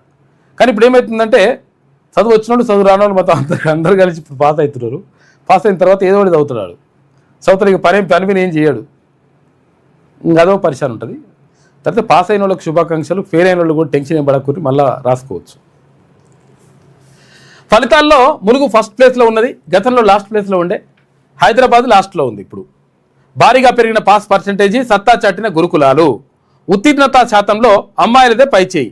ఇక బాలురు 94% పాస్ అయితే బాలికలు 96% పాస్ అయ్యారట. 5731 బడుల్లో 100% వచ్చింది, 100% రిజల్ట్స్ వచ్చినాయి, పాస్ అయ్యారు. 6 ప్రైవేట్ స్కూళ్ళల్లో ఒక్కరు కూడా పాస్ కాలేదట. ప్రైవేట్ స్కూళ్ళు బాగుంటే ఆహా ఓహో అని చెప్పేసి అంటారు కదా, 6 స్కూళ్ళలో ఒక్కరు కూడా పాస్ కాలేదట. ఫలితాలు రిలీజ్ చేసిన కేకే, యోగితా రాణా రీకౌంటింగ్ రీవెరిఫికేషన్కు 30 నుంచి దరఖాస్తులు ఆహ్వానిస్తున్నది. మొత్తం మీద ఒకవేళ మీరు ఏమైనా మార్కులు తక్కువ వచ్చినాయి అనుకున్నా, లేకపోతే ఇంకేమైనా రీకౌంటింగ్ చేయాలనుకున్నా, రీవెరిఫికేషన్ చేయాలనుకున్నా కానీ దరఖాస్తు పెట్టుకోవచ్చు అంట. 30 నుంచి దరఖాస్తులు ఉంటాయంట. 30 నుంచి అంటే ఇవాళ నుంచి ఇక దరఖాస్తులు ఉంటాయి కాబట్టి టెన్షన్ ఏం పడకండి. 10వ తరగతి ఫలితాల్లో విద్యార్థులు రికార్డు సృష్టించారు. ఈ ఏడాది ఏకంగా 95.15% మంది పాస్ అయినరు. నిరుటితో పోలిస్తే పాస్ పర్సెంటేజ్ 2.37% పెరిగిందట. ఎప్పట్లాగే ఈ ఏడాది కూడా సర్కారు గురుకులాలు సత్తా చాటాయి. ఫలితాల్లో ములుగు జిల్లా టాప్లో ఉండగా హైదరాబాద్ చివరి స్థానంలో నిలిచింది. ఈసారి 6 ప్రైవేట్ స్కూళ్లలో ఒక్కరు కూడా పాస్ కాలేదు. బుధవారం ఎస్సీఆర్టీ భవనంలో 10వ తరగతి ఫలితాలు విద్యాశాఖ secretary Yogita Rana, school education director Naveen Nicholas, ప్రభుత్వ పరీక్షల విభాగం director PV Srihari, SCERT director రమేష్తో కలిసి ప్రభుత్వ సలహాదారు కె కేశవరావు ఫలితాలు రిలీజ్ చేసిండు. రాష్ట్రంలో మార్చి 14 నుంచి ఏప్రిల్ 16 వరకు 10వ తరగతి పరీక్షలు జరిగినాయి. ఇక్కడ ఏప్రిల్ 23 వరకు వాల్యుయేషన్ ప్రక్రియ ముగిసింది. ఈ పరీక్షలు 5,28,309 మంది రిజిస్టర్ చేసుకున్నారు. 5,26,126 మంది ఎగ్జామ్స్ రాసిండ్రు అని చెప్పేసి ఒక వార్త కనిపిస్తుంది. మొత్తం మీద ఎక్కువ మందే పాస్ అయ్యారట. 150 మీటర్ల ఎత్తుతో తుమ్మిడిహెట్టి గ్రావిటీ ద్వారా ఎల్లంపల్లికి 100 టీఎంసీలు తరలింపు, ప్రాజెక్టు పనుల్లో వేగం పెంచండి అని చెప్పేసి సీఎం రేవంత్ రెడ్డి దీని మీద సమీక్ష నిర్వహించిండు. ఎందుకనంటే డాక్టర్ బిఆర్ అంబేద్కర్ ప్రాణహిత చేవెళ్ళ సుజల స్రవంతి పేరుతోటి అప్పుడు గతంలో ఉమ్మడి రాష్ట్రంలో ముఖ్యమంత్రిగా ఉన్నటువంటి డాక్టర్ వైఎస్ రాజశేఖర రెడ్డి ఇక్కడ నుంచి ఈ కార్యక్రమానికి శ్రీకారం చుట్టినప్పుడు అయితే ఇక్కడ తుమ్మిడిహెట్టు వద్ద ఒకవేళ మనము ఈ ప్రాజెక్టు నిర్మాణం జరిగి ఉంటే, ఇప్పుడు కాళేశ్వరం కట్టారు కదా, ఈ కాళేశ్వరం ప్రాజెక్టు ఈయన కట్టేది ఉండనమాట యాక్చువల్గా, కాకాడి తీసుకుపోయాడు.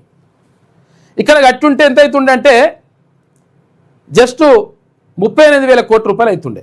38,000 కోట్ల రూపాయలతో మొత్తం కంప్లీట్ అయిపోతుంది లెక్క అంచనాల దేశం. కాక దాన్ని 1,38,000 కోట్లకు తీసుకుపోయింది, అది వేరే విషయం. 1,00,000 కోట్లు ఖతం చేసిండు ఎక్కువ.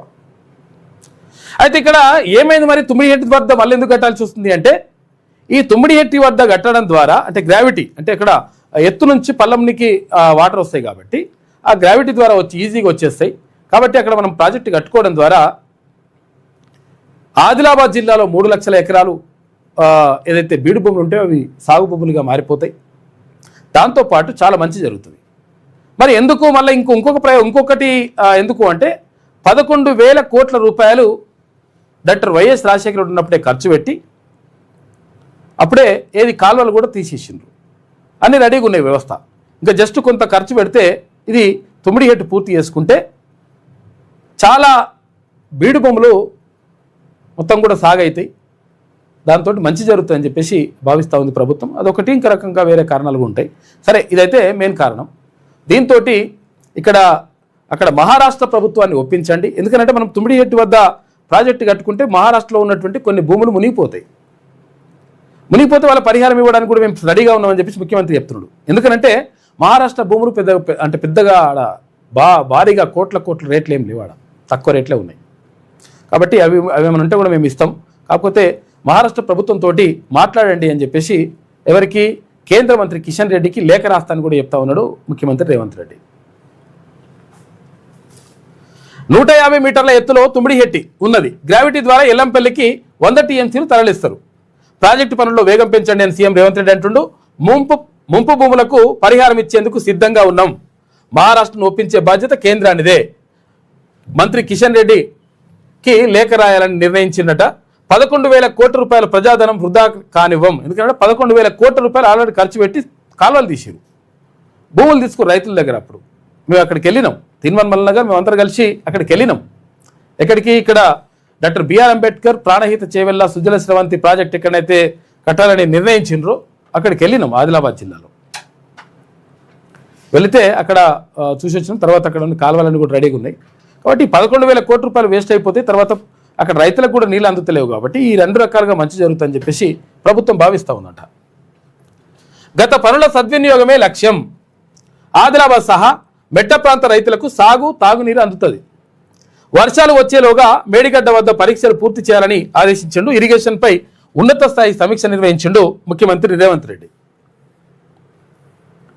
ఇక నకిలీ కాఫీ బ్రాండెడ్ కవర్లు పెట్టినట, చూసుకో లంగా కొడుకులు. చాలా నకిలీ నడుస్తుంది, అసలు మనకు అర్థం కాదు. కానీ ఈ నూనె కానీ, నెయ్యి కానీ, వెన్న కానీ, లేకపోతే ఏది తింటే అది దాంట్లో నకిలీ, కల్తీ. ఈ వేస్ట్ పౌడర్ అవన్నీ తీసుకొని పోయి ఇవి అడమైనవి తీసుకుపోయి, కాఫీ పొడి తీసుకుపోయి దానికి బ్రాండెడ్ వేస్తురట. ఏమని,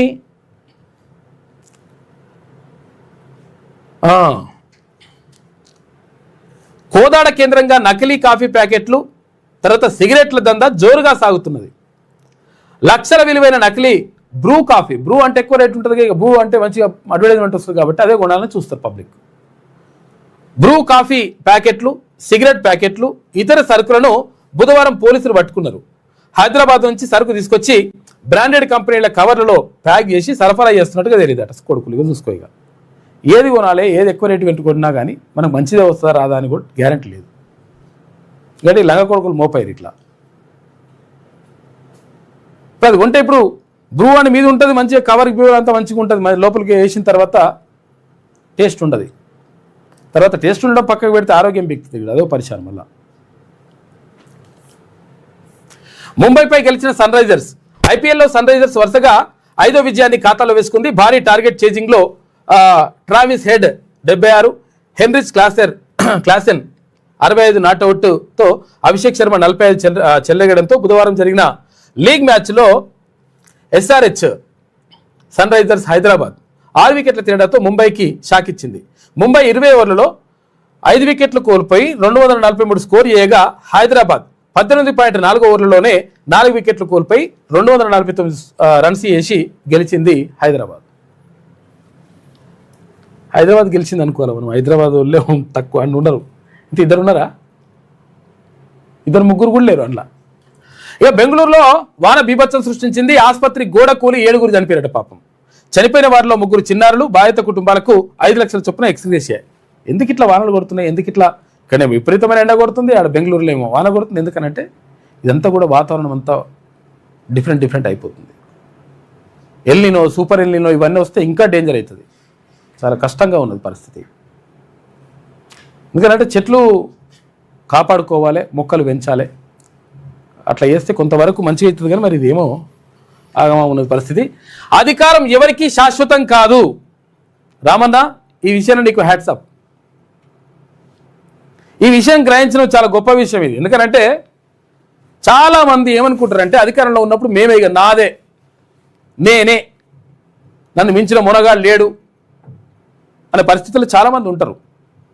కాబట్టి అధికారం శాశ్వతం కాదు ఎవరికి కూడా. నిజం, అది వాస్తవం చెప్పిండు. అధికారం శాశ్వతం అనుకునే వీళ్ళు అహంకారంతో ఉన్నారు. అప్పుడు రామన్న కూడా అన్లా ఎవరిని గెలవలే. ఆయన కూడా ఇప్పుడు పబ్లిక్ దగ్గరికి వెళ్తున్నాడు, పేద ప్రజల దగ్గర వెళ్తుండో, కూర్చుంటున్నాడు, కింద కూర్చుంటుండు, ఎండలో కూర్చుంటుండు. తర్వాత ఇక్కడ ఏంది, వర్షం వచ్చినా, ఎండొచ్చినా, వానొచ్చినా పబ్లిక్తో తిరుగుతున్నాడు. ఎందుకనంటే అర్థమైంది ఆయనకు అధికారం శాశ్వతం కాదు, అహంకారం ఉండొద్దు. ఇప్పుడున్న వాళ్ళు ఎవరైనా, అధికారంలో ఉన్న వాళ్ళు ఎవరైనా సరే. కాబట్టి ఏంటంటే దాన్ని కాపాడుకోవడానికి ప్రయత్నం చేయాలి. కాపాడుకోవాలంటే ఏం చేయాలి? ప్రజలతో మంచిగా ఉండాలి. ఇవన్నీ చేయకుండా ఇష్టం వచ్చినట్టుగా ఉండొద్దు అని చెప్పేసి మొత్తం మీద తెలుసుకున్నాడు. సంతోషం. ప్రజల తలరాతలు మారాయా లేదా అన్నదే ముఖ్యం అని చెప్పేసి కేటీఆర్ అంటున్నాడు. తొందరపడి ఓటేయొద్దని కేసీఆర్ చిలక చెప్పినా ప్రజలు వినలే. కేసీఆర్ చెప్పినట్టు ప్రజలు వినలేదట. వీళ్ళు మంచిగా చేసినట్టు. మళ్ళీ ఇప్పుడు ఇలా 2 మాటలు ఉన్నాయి దీంట్లోనే. అధికారం శాశ్వతం కాదని ఒకటి అంటాడు, మళ్ళీ ఇప్పుడే మా నాయన చెప్పి తినలేదు మీరు అందరూ అని అంటుండు. 2023లో బీఆర్ఎస్కు దెబ్బ మీద దెబ్బలు, దానివల్ల కార్యకర్తల్లో నిరుత్సాహం అలుముకున్నదని కామెంట్ చేసిండు. ఎవరు? కేటీఆర్. దెబ్బ మీద దెబ్బ పడుతుంది కారణం కూడా మీరేనన్నా. మీరు అది గుర్తుపెట్టుకుంటే మంచిగా ఉంటుంది. ఇక సర్కార్ మెట్రో, ఎందుకంటే మెట్రో సర్కార్ తీసుకున్నది గవర్నమెంట్. ఎల్ఎన్టీ నుంచి 100% షేర్ల బదిలీ పూర్తయింది. సెక్రటేరియట్లో 1441 కోట్ల షేర్ల కొనుగోలు పత్రాలు మార్పిడి చేసుకున్నారు. మెట్రో ఫేజ్ 1 పూర్తిగా ప్రభుత్వ ఆధీనంలోకి వచ్చేసింది. ఇక మెట్రో ఫేజ్ 2కు లైన్ క్లియర్ అయింది. త్వరలోనే కేంద్రానికి లేఖ రాయాలని ప్రభుత్వం నిర్ణయించింది. విలీనమా గుర్తింపు సంఘం ఎన్నికల? ఆర్టీసీ యాజమాన్యాల తర్జన భర్జన, విలీనం వైపే మెజార్టీ మొగ్గు అని చెప్పేసి ఒక వార్త కనిపిస్తా ఉంది. వాస్తవానికి ఇప్పుడు ఆర్టీసీ కార్మికులు మొన్న సమ్మె చేసిండ్రు. 32 డిమాండ్లు ప్రభుత్వం ముందర పెట్టిన తర్వాత ప్రభుత్వం స్పందించలేదు. తర్వాత ఒక కార్మికుడు డ్రైవర్ అన్న శంకర్ గౌడ్ చనిపోయిండు, ఆత్మ బలిదానం చేసుకున్నాడు. ఆ తర్వాత ప్రభుత్వం దిగొచ్చింది. తర్వాత ఏది కార్మికులందరూ కూడా కలిసికట్టుగా పోరాటం చేసిండ్రు. దానికి తీర్మాన్ మల్లన్న పూర్తిగా మద్దతు ఇచ్చిండు. 100% మీతోటి నేను ఉన్నా అని చెప్పిండు. దాంతోపాటు కొన్ని పార్టీలు కూడా మద్దతు తెలియజేసినాయి. మొత్తం మీద కార్మికులు విజయం సాధించిండ్రు. చర్చలు సఫలమైనాయి. ఇందులో ప్రధానంగా ఏమున్నది? ఇక్కడ 2 ప్రధానమైనటువంటి డిమాండ్లు ఉన్నాయి. 2 ప్రధానమైన డిమాండ్లు 2 ఉన్నాయి 32లో. ఏంటిది? ఒకటి ప్రభుత్వంలో విలీనం చేయడం. ఏది? ఆర్టీసీని. ఆర్టీసీ చాలామంది ఏమనుకుంటారంటే ప్రభుత్వం గవర్నమెంట్ది అనుకుంటారు. ప్రభుత్వ అనుబంధ సంస్థ అది ఆర్టీసీ. రోడ్ ట్రాన్స్పోర్ట్ కార్పొరేషన్ అనేటువంటిది ప్రభుత్వ అనుబంధ సంస్థ, ప్రభుత్వం కాదు. కాబట్టి ప్రభుత్వంలో విలీనం చేయాలనేటువంటి ప్రధాన డిమాండ్ ఒకటి. దాంతోపాటు గతంలో ఎవరు కేసీఆర్ ముఖ్యమంత్రిగా ఉన్నప్పుడు ఏం చేసిండు, ఈ కార్మిక సంఘాలు ఏవైతే ఉంటాయో, ఆర్టీసీ ఉద్యోగులకు సంబంధించినటువంటి కార్మిక సంఘాలు ఏవైతే ఉంటాయో ఆ కార్మిక సంఘాలు మొత్తం కూడా ఖతం చేసిండు. ఎన్నికలు బినికలు ఏం లేవు, వీళ్ళంతా పరిచయం చేస్తున్న రూకేది అంత దమాకరం ఎందుకురా బాబు అని చెప్పేసి పక్కకు పెట్టాడు. కాబట్టి కార్మికులు ఏమన్నారంటే మాకు కార్మిక సంఘాలు ఉండాలి, అధికారికంగా వాటికి ఎన్నికలు నిర్వహించాలని ఒక డిమాండ్ పెట్టారు. ఎందుకు పెట్టిండ్రు అట్లా? రాజకీయాలు చేద్దామనా? కాదు. కార్మికులకు ఏదైనా జరిగితే, కార్మికులకు ఏదైనా అన్యాయం జరిగితే వాళ్ళ పక్షాన మాట్లాడేటువంటి నాయకులు ఉండాలి, వాళ్ళ పక్షాన మాట్లాడేటువంటి ఒక గుంపు ఉండాలనేటువంటి ఉద్దేశంతో కార్మిక సంఘాలు ఉండాలని చెప్పేసి బలంగా డిమాండ్ చేసినాయి అక్కడ ఉన్నటువంటి ఆర్టీసీ కార్మికులు. దీంతో ప్రధానమైనటువంటి డిమాండ్కి ప్రభుత్వం కూడా సానుకూలంగా స్పందించింది. అంచెలంచెలుగా ప్రభుత్వంలో విలీనం చేసుకుంటామనేటువంటి ఒక మాట చెప్పింది, ఒక ప్రాసెస్ ప్రకారం, ఒక పద్ధతి ప్రకారం. తర్వాత కార్మిక సంఘాలకు ఎన్నికలు కూడా నిర్వహించడానికి కూడా ఓకే చెప్పింది. అదే దీంతో ఇప్పుడు కార్మిక సంఘాలు లేవు కదా, ఇప్పుడు కార్మిక సంఘాలు ఎన్నికలు పెట్టాలన్నా లేకపోతే ఈ ప్రభుత్వంలో విలీనం చేయాలన్నా అని చెప్పేసి కార్మికులందరినీ అడిగితే ఫస్ట్ మమ్మల్ని ప్రభుత్వంలో విలీనం చేయండి అనేటువంటి డిమాండే ఎక్కువగా కనిపిస్తూ ఉంది. ఫస్ట్ ప్రభుత్వంలో విలీనం చేయండి ఆర్టీసీని, ఆ తర్వాత కార్మిక సంఘాలకు ఎన్నికలు పెట్టాలనేటువంటి డిమాండ్ రెండు కనిపిస్తూ ఉన్నాయి. కాబట్టి ఏది ఫస్ట్ అంటే ఫస్ట్ విలీనం చేయడం అనేటువంటిది ఎక్కువగా మెజార్టీ ఏది ఆర్టీసీ కార్మికులు చెప్తున్నటువంటి మాట. ఎందుకంటే వాళ్ళ జీవితాలు బాగుపడతాయి, కార్పొరేషన్ కాకుండా అప్పుడు ప్రభుత్వ ఉద్యోగులు అవుతారు వాళ్ళప్పుడు. కాబట్టి అది కోరుకుంటున్నారు వాళ్ళు. దానికి సంబంధించినటువంటి వార్తనే చేసింది. ఆర్టీసీ యూనియన్ల తర్జన భర్జన విలీనం వైపే మెజార్టీగా మొగ్గు చూపుతున్నారు. వాస్తవానికి అదే జరగాలి. ఎన్నికలకు మరికొన్ని యూనియన్లు పట్టుబడుతున్నాయి. ఎందుకంటే ఎన్నికలకు యూనియన్లు పట్టు ఎందుకు పడుతున్నాయి అంటే ఇప్పుడు వేసుకుంటే దాన్ని మంచిగా మనదే ఉంటుంది, మన కార్మిక సంఘమే అట్లుంటుంది అని చెప్పేసి గెలుస్తుందని. వచ్చే నెల 1న సీఎం రేవంత్ రెడ్డిని కలవనున్న జేఏసీ నేతలు విలీనం ప్రక్రియను ముందుగా ప్రారంభించాలని కోరే ఛాన్స్ ఉంది. కోరాల కూడా అదే చేయాలి. ఫస్ట్ యూనియన్ నేతల ఫిర్యాదులపై వెంటనే స్పందించాలని చెప్పేసి ఎండీ అంటున్నారు. అన్ని డిపోల మేనేజర్లకు ఆదేశాలు కూడా జారీ చేసిండ్రు. ఇక్కడ బీసీ ఎంప్లాయీస్ వెల్ఫేర్ అసోసియేషన్ ఏదైతే ఉందో, బీసీ ఎంప్లాయీస్ వెల్ఫేర్ అసోసియేషన్ ప్రధానంగా విలీనం చేయండి అని చెప్పేసి కోరుతా ఉంది. ఆ తర్వాత ఎన్నికలు పెట్టండి అని కూడా, మేము ఎన్నికల బరిలో నిలవడానికి కూడా రెడీగా ఉన్నామనేటువంటి మాట కూడా చెప్తా ఉంది. కాబట్టి విలీనాన్ని చాలామంది కోరుకుంటున్నారు. కాబట్టి బీసీ వెల్ఫేర్ అసోసియేషన్ కూడా, బీసీ ఎంప్లాయీస్ వెల్ఫేర్ అసోసియేషన్ కూడా అదే కోరుతా ఉంది. ఇది ఇట్లా జరుగుతూ ఉంది. ఇక యూనియన్ నేతలకు ఫిర్యాదులపై వెంటనే స్పందించాలని చెప్పేసి ఎండీ అన్ని డిపోల మేనేజర్లకు ఆదేశాలు జారీ చేసిండ్రు. ఇక ఉద్యోగుల బకాయిలు 1000 కోట్లు రిలీజ్ చేసిండ్రు. ఏ ఉద్యోగుల బకాయిలు? ఉద్యోగులు అంటే రిటైర్ అయినటువంటి ఉద్యోగుల బకాయిలు. గతంలో 700 కోట్ల రూపాయలు విడుదల చేస్తుండే, ఇప్పుడు 1000 కోట్ల రూపాయలు విడుదల చేసిండ్రు. 2025 అక్టోబర్ నాటికి ఎవరైతే ప్రభుత్వ ఉద్యోగులు రిటైర్ అయినరో వాళ్ళ బెనిఫిట్స్ ఇవ్వాలని చెప్పేసి, తొందరగా ఇవ్వాలని చెప్పేసి ప్రభుత్వం నిర్ణయించింది. మంచి పని చేసింది ఒక రకంగా.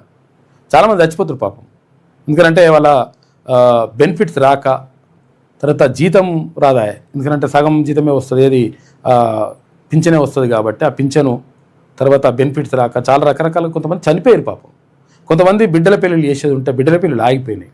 ఇట్లా రకరకాలుగా ఇబ్బంది పడుతూ ఉన్నారు. కాబట్టి వాళ్ళ బెనిఫిట్స్ వాళ్ళకు రావాల్సినటువంటి హక్కు వాళ్ళది. కాబట్టి ఇవ్వాల్సినటువంటి బాధ్యత ప్రభుత్వం పైన ఉన్నది. ప్రభుత్వం కూడా 1000 కోట్లు రిలీజ్ చేసిందంట. నెలకు 700 కోట్ల రూపాయల నుంచి 1000 కోట్లకు పెరిగిన చెల్లింపులు. అక్టోబర్ 2025 వరకు రిటైర్ ఉద్యోగుల జీపీఎఫ్ క్లియర్ చేయాలని చెప్పేసి ప్రభుత్వం నిర్ణయించిందట. మంచి పని. ఉద్యోగుల పెండింగ్ బకాయిల కోసం 1000 కోట్ల రూపాయల నిధులను ప్రభుత్వం విడుదల చేసింది.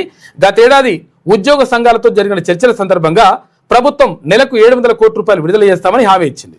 ఆ ప్రకారంగా మార్చి 2026 వరకు ప్రతి నెలా ఉద్యోగులకు పెండింగ్ బకాయిలను రిలీజ్ చేస్తూ వచ్చింది. అయితే ఉద్యోగుల ఆర్థిక అవసరాలను, వారు పడుతున్న ఇబ్బందులను స్వయంగా గమనించిన ప్రభుత్వం ఈ ఆర్థిక సంవత్సరం నుంచి ఈ మొత్తాన్ని 1000 కోట్లకు పెంచాలని నిర్ణయించింది. ఇందులో భాగంగానే ఏప్రిల్ నెలకు సంబంధించిన 1000 కోట్ల రూపాయలను విడుదల చేశారు. పదవి విరమణ చేసిన ఉద్యోగుల పట్ల ప్రభుత్వం అత్యంత సానుకూలంగా స్పందించింది. 2025 అక్టోబర్ వరకు పెండింగ్లో ఉన్న రిటైర్డ్ ఉద్యోగుల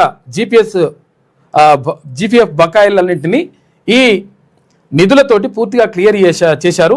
ఉద్యోగుల ఆరోగ్య అవసరాలకు సంబంధించి మెడికల్ బిల్లులను కూడా ఒక్కరోజు కూడా ఆలస్యం చేయకుండా ప్రాధాన్యత క్రమంలో ఎప్పటికప్పుడు చెల్లించాలని ప్రభుత్వం నిర్ణయించిందట. మంచి పని నిజంగా.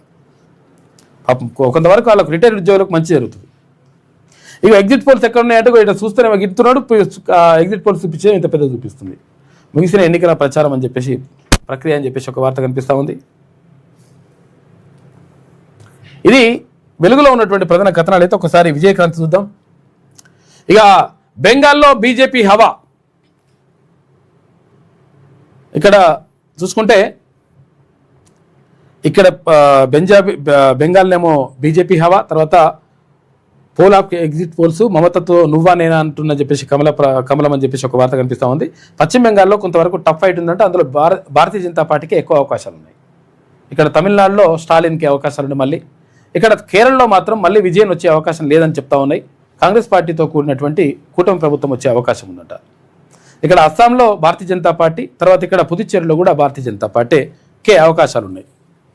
4 తారీఖు నాడు పూర్తి తెలిసిపోతుంది. మహిళా బిల్లు వ్యతిరేకి కాంగ్రెస్ బంగాల్ మార్పు కోరుకుంటోంది. ఇక్కడ గంగా ఎక్స్ప్రెస్ను ప్రారంభించిన ప్రధాని నరేంద్ర మోడీ అని చెప్పేసి ఒక వార్త కనిపిస్తోంది. ఇక్కడ బుధవారం వారణాసిలో కాశీ విశ్వనాథుడిని దర్శించుకొని ప్రత్యేక పూజలు చేసిన సందర్భంగా త్రిశూలం, ఢమరుకం, సాంప్రదాయ కండువాతో ప్రధాని నరేంద్ర మోడీ ఇక్కడ కనిపించింది. ఇట్లా ఇక 10న మోడీ జనాగ్రహ సభ పెడతారట. ఎవరు? భారతీయ జనతా పార్టీ. కాంగ్రెస్ విభజన రాజకీయాలపై జనం ఆగ్రహంతో ఉన్నారు. ఇక 8,000 కోట్ల రూపాయల అభివృద్ధి పనులను ప్రారంభించనున్న ప్రధాని మోడీ సభ పోస్టర్ను ఆవిష్కరించింది భారతీయ జనతా పార్టీ చీఫ్ రాష్ట్ర అధ్యక్షుడు రామచంద్రరావు, తర్వాత నాయకులు. 10 తారీఖు నాడు ఉంటుంది, మే 10 తారీఖు నాడు. ఇక 10th బాలికదే పై చేయి. ప్రైవేట్ కంటే రెసిడెన్షియల్ స్కూళ్లలో అత్యధిక ఉత్తీర్ణత సాధించినట్టు. ప్రైవేట్ స్కూళ్ళ కంటే గురుకులాలలో ఎక్కువ ఉత్తీర్ణత సాధించినట్టు పిల్లలు. ఇంగ్లీష్ మీడియంలోనే ఎక్కువ మంది పాస్ అయినరు. 6 పాఠశాలల్లో 0% ఉత్తీర్ణత. దేంట్లో? ప్రైవేట్ స్కూళ్ళల్లో. అది జూన్ 5 నుంచి 12 వరకు అడ్వాన్స్డ్ సప్లిమెంటరీ ఉంటుందంట. విశ్రాంత ఉద్యోగులకు 1,000 కోట్ల రూపాయలు రిలీజ్ చేసిన డిప్యూటీ సీఎం బట్టి ఆదేశాలతో బకాయిలు విడుదలైనవి. ప్రాజెక్టులు డెడ్ స్టోరేజ్కి వచ్చేసినాయంట. రాష్ట్ర సర్కార్కు సవాల్గా మారిన డేంజర్ బెల్స్. ఇక ఋతుపవనాలు ఆలస్యమైతే మరింత కష్టంగా ఉంటాయి. ఎల్నినో ప్రభావంతో వర్షాలు తగ్గే అవకాశం ఉంది. ఇక కాళేశ్వరం మరమ్మతుల్లో జాప్యంతో పరిస్థితి మరింత తీవ్రతరం. 2016 నాటి కరువు ఎదురయ్యే ప్రమాదం ఉందంట. మొత్తం కూడా అన్ని ప్రాజెక్టులల్లా నీళ్లు సాగానికి కూడా లేవు. పరిస్థితి దారుణంగా ఉంది. 150 మీటర్ల ఎత్తుకు తుమ్మిడిహెట్టి నిర్మాణం వేగవంతం చేయాలి. అధికారులకు సీఎం రేవంత్ రెడ్డి ఆదేశం. కేంద్ర మంత్రి కిషన్ రెడ్డితో చర్చించే బాధ్యత మంత్రి ఉత్తమ్ కుమార్కి అప్పగించిండు. తుమ్మిడిహెట్టిపై ఇంజనీర్లు నిపుణులతో సీఎం రేవంత్ రెడ్డి, మంత్రి ఉత్తమ్ సమీక్ష నిర్వహించారు. ఇక ప్రాణహిత చేవెళ్లకు కట్టుబడి ఉన్నాం. ప్రాజెక్టు నిర్మాణానికి ప్రతిపాదనలు సిద్ధం అని చెప్పేసి తుమ్మిడిహెట్టి నుంచి ఎల్లంపల్లికి ప్రత్యామ్నాయ ప్రతిపాదనలు అని చెప్పేసి మంత్రి ఉత్తమ్ కుమార్ రెడ్డి చెప్తున్నాడు. రాహుల్ బంధు జోరు. ప్రజలు తిడితే పైశాచిక ఆనందమా? గురుకుల విద్యార్థులు చనిపోయినా సీఎంకు సిగ్గు అనిపించడం లేదా? ధాన్యం తడిసి రైతులు ఏడుస్తుంటే కనీసం బాధ లేదు. పాలమూరు బిడ్డ ఆ జిల్లాకైనా మంచి చేశారా? BRS working president KT Rama Rao మాట్లాడండి. ఇక గ్లోబల్ బిజినెస్ సర్వీసెస్ హబ్గా హైదరాబాద్ జీసీసీలు జీవీసీలుగా మారుతాయంట. Heineken business services India GCC ప్రారంభోత్సవంలో మంత్రి దుద్దిల్ల శ్రీధర్బాబు మాట్లాడాడు. ఇక మెట్రో స్వాధీనం. 1,461 కోట్ల రూపాయల విలువైన 100% షేర్ల బదిలీ. ఇక రాష్ట్ర ప్రభుత్వం చేతుల్లోకి ఇది మెట్రో వస్తూ ఉంది. ఎల్ఎన్టీతో పూర్తయింది ఒప్పందం. బరాబరిగా సెట్ అయిపోయింది లెక్క. ఇది విజయక్రాంతిలో ఉన్నటువంటి ప్రధాన కథనాలు. అయితే ఒకసారి ఈనాడు చూద్దాం. ఈనాడు ఈనాడే ఉన్నదేమి భాష్యంలో వద్దాం మనం. మాకు గిడిగో ఫస్ట్ పేజీకి అంటే ఇంకా వస్తలేవో. ఫస్ట్ పేజీ గీడ్ ఉన్నదా? రైట్. బెంగాల్లో కమలం, తమిళనాట డిఎంకే. ఇక్కడ ఈసారి యూడిఎఫ్ చేతికి కేరళ అవుతా ఉంది. యూడిఎఫ్ అక్కడ అధికారంలోకి వస్తుందంట. అస్సాంలో ఎన్డీఏ హ్యాట్రిక్, పుదుచ్చేరి కూడా ఇక్కడ వారిదే. ఎగ్జిట్ పోల్స్ అంచనా. తమిళనాడులో విజయానికే మొగ్గు అని చెప్పేసి యాక్సిస్ మై ఇండియా చెప్తా ఉంది. ఇవి ఎగ్జిట్ పోల్స్ సంబంధించినటువంటి ఫలితాలు. ఇక తుమ్మిడిహెట్టికి ఆమోదం. 150 మీటర్ల ఎత్తున నిర్మాణానికి మహారాష్ట్రతో సంప్రదింపులు జరపాలని సీఎం ఆదేశం. ఆ రాష్ట్రాన్ని ఒప్పించేలా కేంద్ర మంత్రి కిషన్ రెడ్డి సాయం తీసుకోవాలని సూచించిండు. ఇక హైదరాబాద్ మెట్రో ప్రభుత్వ పరం ఎల్ఎన్టీతో పూర్తయిన ఒప్పందం 1461.47 కోట్ల రూపాయలతో 100% షేర్లు బదిలీ అయిపోయినాయి. ఇప్పుడు గవర్నమెంట్దే ఇప్పుడు మెట్రో, ఎల్ఎన్టీది కాదు. ఇక 10లో 95.15% పాస్ అయినరు. గత ఏడాది కంటే 2.37% అధికంగా పాస్ అయినరు. 49% బడుల్లో 100% ఉత్తీర్ణత సాధించిండ్రు. 99.30%తో ప్రథమ స్థానంలో ములుగు జిల్లా ఉన్నది. 2-3 స్థానాల్లో నాగర్ కర్నూలు, నిర్మల్ ఉన్నాయట. ఇక 89.23%తో చివరన హైదరాబాద్ ఉంది. అత్యుత్తమ పంచాయతీగా విట్టునాయక్ తండా ఎంపికైందంట. అడ్వాన్స్డ్ సప్లిమెంటరీ పరీక్ష ఫలితాలు దరఖాస్తుకు 14న తుది గడువు అని చెప్పి చెప్తా ఉన్నారు. ఈ అడ్వాన్స్ సప్లిమెంటరీ కూడా ఉంటుందంట పిల్లలకి. రాష్ట్ర భద్రతా సలహాదారుగా శివధర్ రెడ్డి, ఎవరు ఇప్పుడు డీజీపీగా రిటైర్ అయ్యింది కదా, ఇవాళ రిటైర్ అవుతుండు కదా, ఆయనకు రాష్ట్ర భద్రతా సలహాదారుగా పెడతా ఉన్నారు. మరి ఇవాళనే ఎవరు ఇంకొకరు కూడా రిటైర్ అవుతూ ఉన్నారు. ఎవరు? గతంలో రాచకొండ సిపిగా పనిచేసినటువంటి సుధీర్ బాబు ఇప్పుడు ఫ్యూచర్ సిటీ సిపిగా పనిచేస్తూ ఉన్నాడు. ఇప్పుడు ఇవాళ రిటైర్మెంట్ ఉన్నది ఆయనది కూడా. మరి ఆయనకి ఏమైనా ఇస్తారా అంటే ఆయన రెడ్డి కాదు కాబట్టి మరి ఇస్తారా అయ్యారు అనేది గ్యారంటీ లేదు. ఇక్కడ రిటైర్ అవుతుంటే ఓకే అయిపోయింది. దేశ జనాభా 142.58 కోట్లు, 2036 నాటికి మరో 10 కోట్లు పెరుగుదల గణాంకాల మంత్రిత్వ శాఖ తాజా అంచనా వేస్తుంది.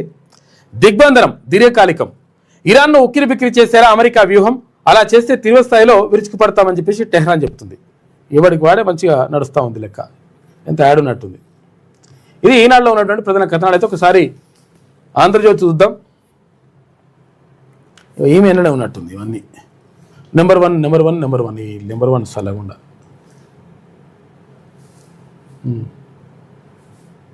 రైట్. 10లో 95% పాస్.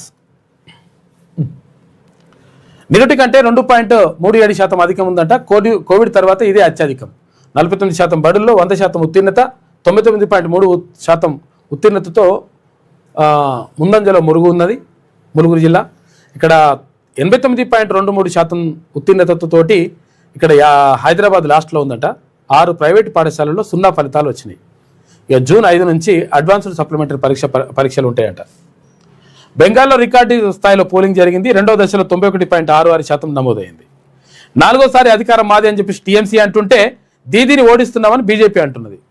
ఇక సిఆర్పీఎఫ్ పనితీరుపై మమత ధ్వజమెత్తిందంట. ఓట్లు పడడం లేదన్న నిరాశతోనే మమత ఆరోపణలన్నీ సువేందు అధికారి చెప్తున్నాడు.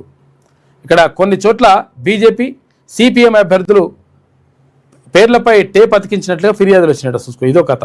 అవసరమైతే అక్కడ రీపోలింగ్ చేస్తామని ఎలక్షన్ కమిషన్ అంటుంది. బెంగాల్ బీజేపీదే కాషాయ పార్టీ తొలిసారి ఆ రాష్ట్రంలో ప్రభుత్వాన్ని ఏర్పాటు చేసే అవకాశం ఉంది. First time. ఎందుకంటే అది బెంగాల్ అంటే యాక్చువల్ గతంలో ఎర్ర జెండాకు మారుపేరుగా ఉండే,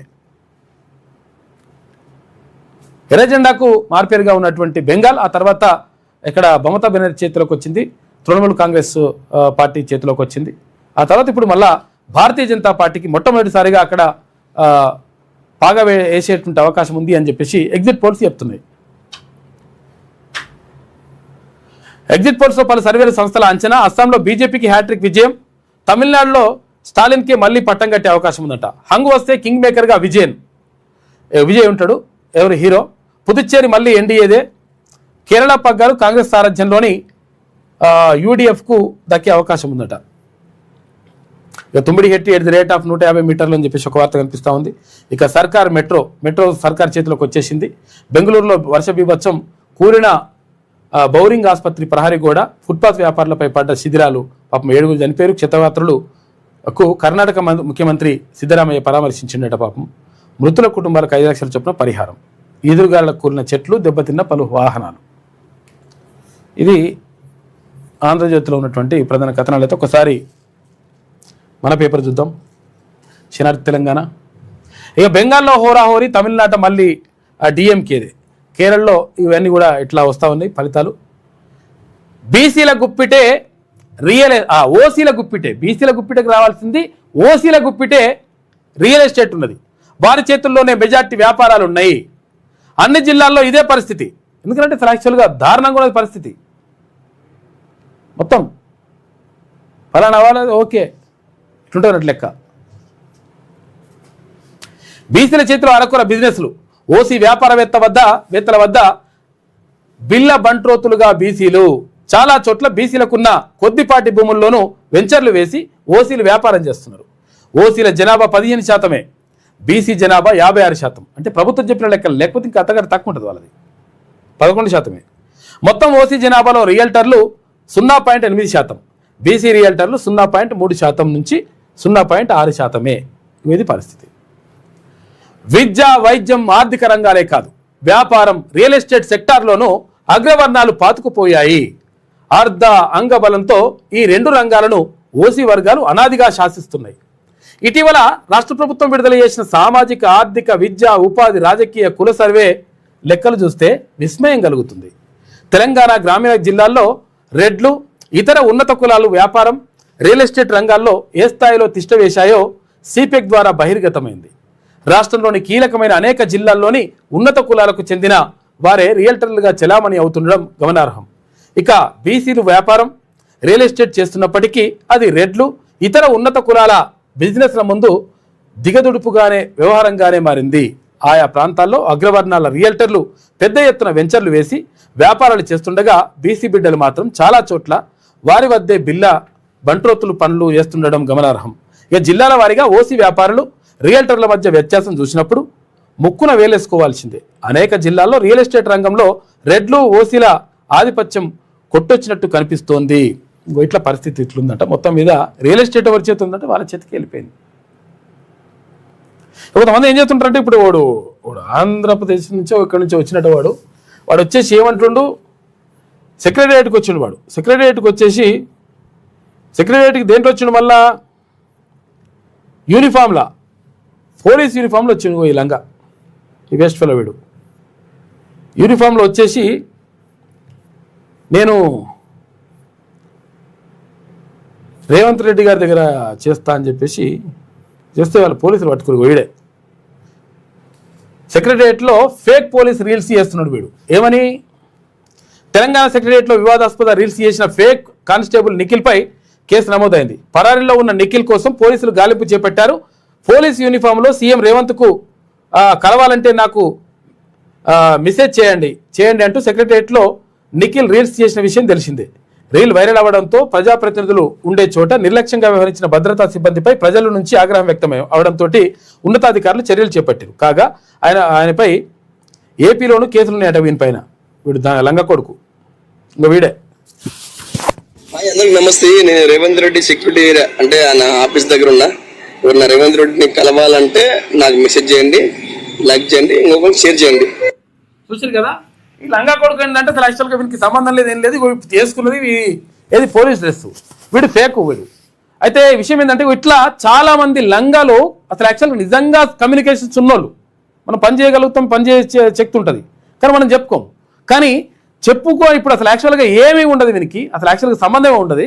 అయినా కానీ మేము అది చేస్తాం అని చెప్పేసి చెప్పుకొని మొత్తం కూడా అమాయకుల దగ్గర, తర్వాత పేద ప్రజల దగ్గర డబ్బులు వసూలు చేసి ఉద్యోగాలు ఇప్పిస్తాము, అది చేస్తాం, ఇది చేస్తామని చెప్పేసి రకరకాలుగా చెప్పి మోసం చేస్తూ ఉంటారు ఇటువంటి లంగా కొడుకులు. కాబట్టి వీళ్ళని ఈ పోలీసులు పట్టుకున్నారు ఆల్రెడీ. పట్టుకొని వీడు ఆ ఎర్రషెట్లో కూడా చేసిండు. వాడు ఎర్రషెట్లో చూపిస్తాం. వీడే ఈ లంగా కొడుకు. నమస్తే. నేను రేవంత్ రెడ్డి సెక్యూరిటీ అంటే నా ఆఫీస్ దగ్గర ఉన్నా. ఎవరన్నా రేవంత్ రెడ్డిని కలవాలంటే నాకు మెసేజ్ చేయండి, లైక్ చేయండి, ఇంకొకరికి షేర్ చేయండి. చూడండి, ఇవి ఇట్లా చెప్పుకుంటారు అనమాట. ఇట్లా చెప్పుకొని ఏం చేస్తారు వీళ్ళు, ఇక వాడు వస్తువులకు బిస్సులకు అన్ని కూడా పాల్గొంటారు. నిజంగా అసలు యాక్చువల్గా చేసే వాళ్ళు అట్లా ఇట్లా ఎవరు కూడా చెప్పుకోరు. మన కమ్యూనికేషన్స్ ఉంటాయి కానీ చెప్పుకోం. అంటే విషయం ఏంటంటే, ఉన్నోళ్ళు చెప్పుకోరు ఎవరు కూడా. వీడు చెప్తుంటాడు ఇట్లా. ఇటువంటి కొడుకులను ఎట్టి పరిస్థితుల్లో నమ్మొద్దు. దీనివల్ల ఏమవుతుంది, ఇప్పుడు పాపం అమాయకులు మోసపోతారు, నష్టపోతారు, డబ్బులు ఇస్తారు. ఇప్పుడు ఆడు ఉద్యోగం పెట్టిస్తా అంటాడు, లేకపోతే ఇంకో పని చేస్తారు, ఇట్లా అని చెప్తుంటారు ఇటువంటి కొడుకులు. నన్ను పట్టుకున్నారు, మంచి పని చేసిరు, కానీ అట్లుంటారనమాట. జాగ్రత్తగా ఉండాలి ఇటువంటి వాళ్ళతోటి.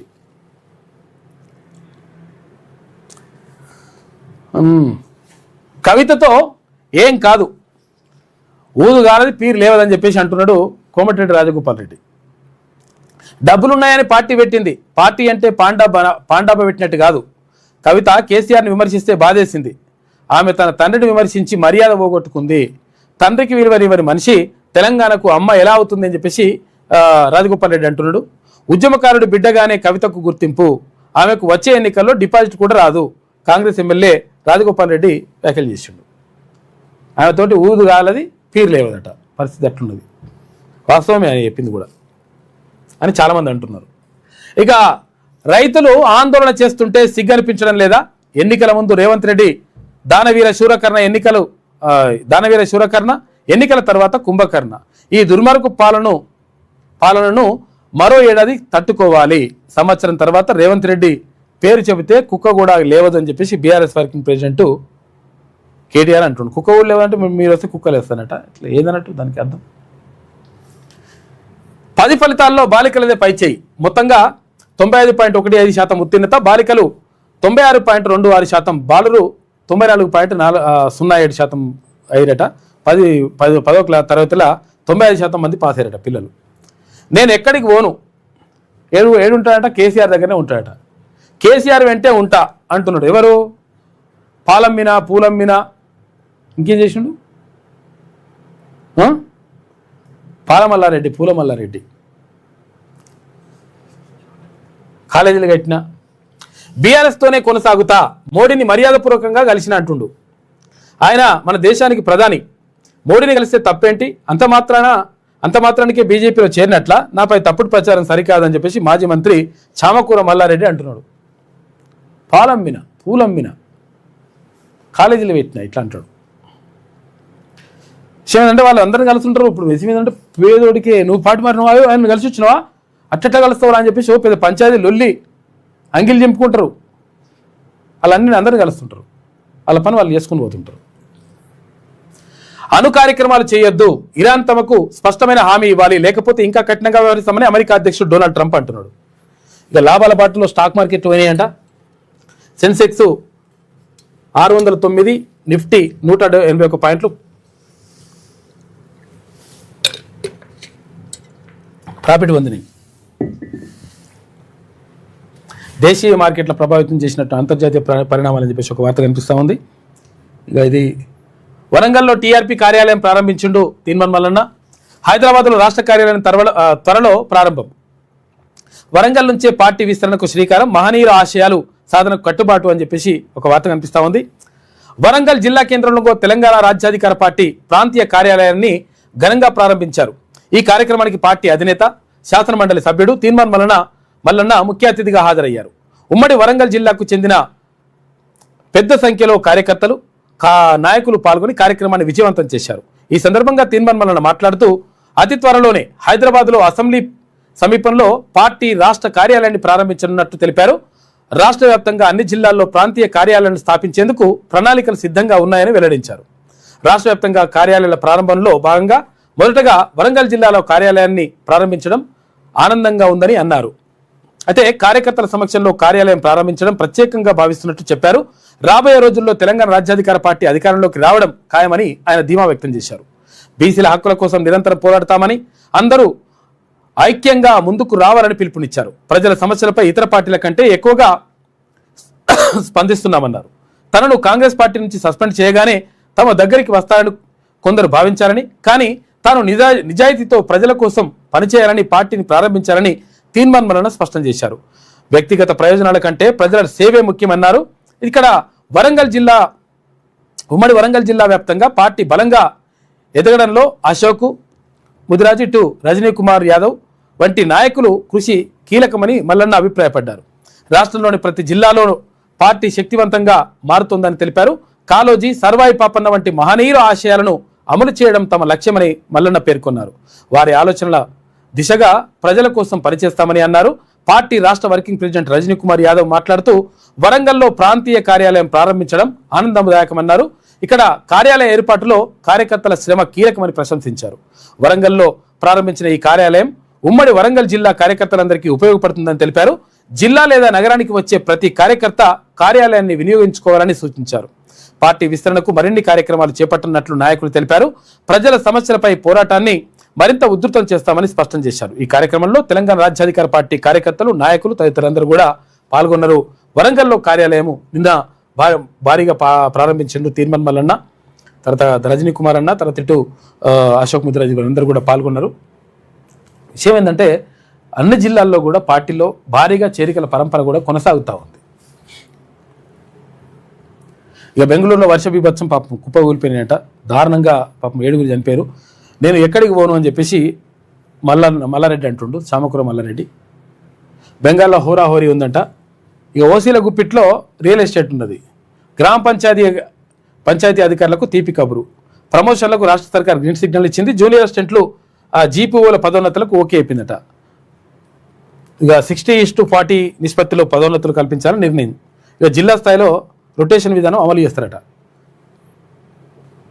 అణు కార్యక్రమాలు చేయొద్దు, ఇరాన్ తమకు స్పష్టమైన హామీ ఇవ్వాలని చెప్పేసి ట్రంప్ అంటున్నాడు. ఇది శరార్థలో ఉన్నటువంటి ప్రధాన కథనాలు అయితే ఒకసారి గీమేమంటుందో చూద్దాం. బెంగాల్లో హోరాహోరీ ఇట్లా ఎగ్జిట్ పోల్స్ సంబంధించినటువంటి వార్త కనిపిస్తూ ఉంది. ఇక రాచి రంపాన పెట్టే రాజ్యం, రైతు ఏడ్చిన యవసం, కాంటా ఎక్కని ధాన్యం, కంటానికి ఉరితాళ్ళ దైన్యం, 3 రైతులు ఆత్మహత్య అని చెప్పేసి ఒక వార్త కనిపిస్తూ ఉంది. పంట కొనుగోలు పట్టని సర్కార్, రోడ్డుపై ధాన్యం పోసి రైతుల కన్నీళ్లు. రోజుల తరబడి రాత్రింబవళ్లు పడిగాపులు కాలుస్తున్నట్ట. కనిపించిన అధికారులందరినీ కూడా వేడుకున్నారు. సహనం నశించి రోడ్డు ఎక్కుతున్న రైతులు ధర్నా రాస్తారోకోలతో రాష్ట్రమంతటా అన్నదాతల నిరసన అని చెప్పేసి ఒక వార్త కనిపిస్తూ ఉంది. ఒడ్లు కొనండి, ఎందుకంటే పాపం ఇప్పుడు అకాల వర్షాలు వస్తూ ఉన్నాయి, ఇబ్బందులు అవుతాయి. టైంకి ఒడ్లు కొనండి. వాళ్ళు లారీలు లేవు, వాళ్ళు వస్తలేరు, తర్వాత ఇక్కడ లారీలు లేవు, లారీ మీరే తెచ్చుకోరు అంటున్నారట. ఇప్పుడు మీరే తెచ్చుకోరంటే ఇప్పుడు మీరు ఉన్నది ఎందుకు? మరి ప్రభుత్వంలో ఉన్న అధికారం ఉన్నది ఎందుకు? ఈ వ్యవస్థ ఉన్నది ఎందుకు? ఇదంతా కూడా ఏందన్నట్టు పరిస్థితి ఏంది? 6 నెలలు పంట వండియాలి, కథ వేయాలి, లాస్ట్ తీసుకొచ్చి అడిగి పెడితే మొత్తం అంతా మార్చర్ బీచర్ అన్నీ వచ్చిన తర్వాత ఇప్పుడు మళ్ళా మీరే లారీలు తీసుకురాలి. మరి ఇంకెందుకు ఇక ఉన్నది? కాబట్టి ఒడ్లు తొందరగా కొనాలి, ఎందుకంటే రైతులు ఇబ్బందులు పడతా ఉన్నారు రాష్ట్ర వ్యాప్తంగా. ఇక గన్నీ గ్యాంగ్, ఇక చూడుకో, మొక్కల కొనుగోలుకు తీవ్ర కొరత, కుమ్మక్కైన గన్నీల కాంట్రాక్టర్లట. టెండర్ పూర్తయ్యాక ధరపై పేచి తొలుత ₹23.22కు ఖరారైందంట. ఇప్పుడు ₹33 పెంచాలని డిమాండ్ చేస్తున్నారు. గన్ని సంచులు, ఇక సంచులు లేక కూడా పరిశాన్ అయిపోతుంది. గోనె సంచులు. ధాన్యం కొనుక్కుంటే రణమే అని చెప్పేసి హరీష్ రావు బహిరంగ లేఖ రాసిందట ముఖ్యమంత్రికి. సిరిసిల్లలో నేత కార్మికుడు బలవర మరణం. 10th క్లాస్లో 90% ఉత్తీర్ణత. రైతు రోదన కనిపిస్తలేదా? వడ్లు తడిచి అన్నదాతలు కన్నీళ్ళు పెట్టుకుంటున్న సీఎంకు బాధ లేదా అని చెప్పేసి ఇక్కడ ఎవరు కేటీ రామారావు అంటున్నాడు. ఇక సచివాలయంలో నకిలీ పోలీస్ వీడు. సీఎం రేవంత్ను కల్పిస్తా, పని ఉంటే ఫోన్ చేయండి అంటూ రీల్ చేసిండు వీడు. వీడియో వైరల్ అయ్యాక మేల్కొన్న పోలీసులు నేర చరిత్రుడిగా గుర్తింపు. నిఖిల్పై ఇప్పటికే పలు కేసులు ఉన్నాయంట. సెక్రటరియట్ భద్రతపై ఉత్పన్నమవుతున్న ప్రశ్నలు అని చెప్పేసి ఒక వార్త కనిపిస్తూ ఉంది. ఇక పిఎస్సిఎస్ల రద్దు చెల్లదు, పాత సొసైటీలను కొనసాగించాల్సిందే, ప్రభుత్వానికి రాష్ట్ర హైకోర్టు కీలక ఆదేశాలు. రేవంత్ సర్కార్కు ఎదురుదెబ్బ, కేటీఆర్కు ఫ్యాక్స్ అధ్యక్షుల కృతజ్ఞతలు అని చెప్పేసి ఒక వార్త. ఇక సర్కార్ చేతికి హైదరాబాద్ మెట్రో వచ్చేసింది. ఇక చెక్ డ్యామ్ కూల్చివేతకు ఇసుక మాఫియా ప్రయత్నించిందట. నారాయణపేట జిల్లా బస్వాపూర్ వద్ద వాగుపై నిర్మించిన చెక్ డ్యామ్నే కూల్చేస్తున్నాడు. ఈ చెక్ డ్యామ్ను కూల్చేస్తే ఇసుక ఎత్తుకపోవచ్చు అని ఈ లంగా కొడుకులు.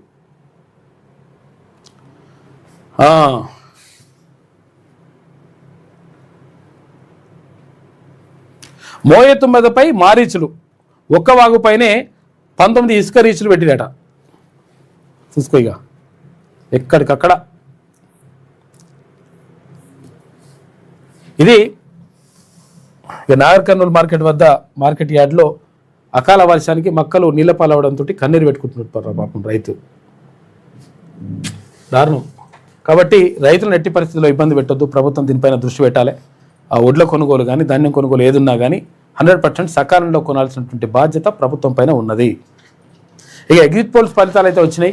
ఎగ్జిట్ పోల్స్ ఫలితాల్లో 2 రాష్ట్రాలు, ఒక కేంద్రపాలిత ప్రాంతంలో భారతీయ జనతా పార్టీ, ఇక కేరళలో ఏది కాంగ్రెస్ పార్టీకి తో కూడినటువంటి కూటమి, ఇటు తమిళనాడులో మళ్ళీ స్టాలినే అధికారంలోకి వస్తారు, డిఎంకేని అధికారంలోకి వస్తారని చెప్పేసి ఎగ్జిట్ పోల్స్ చెప్తున్నాయి.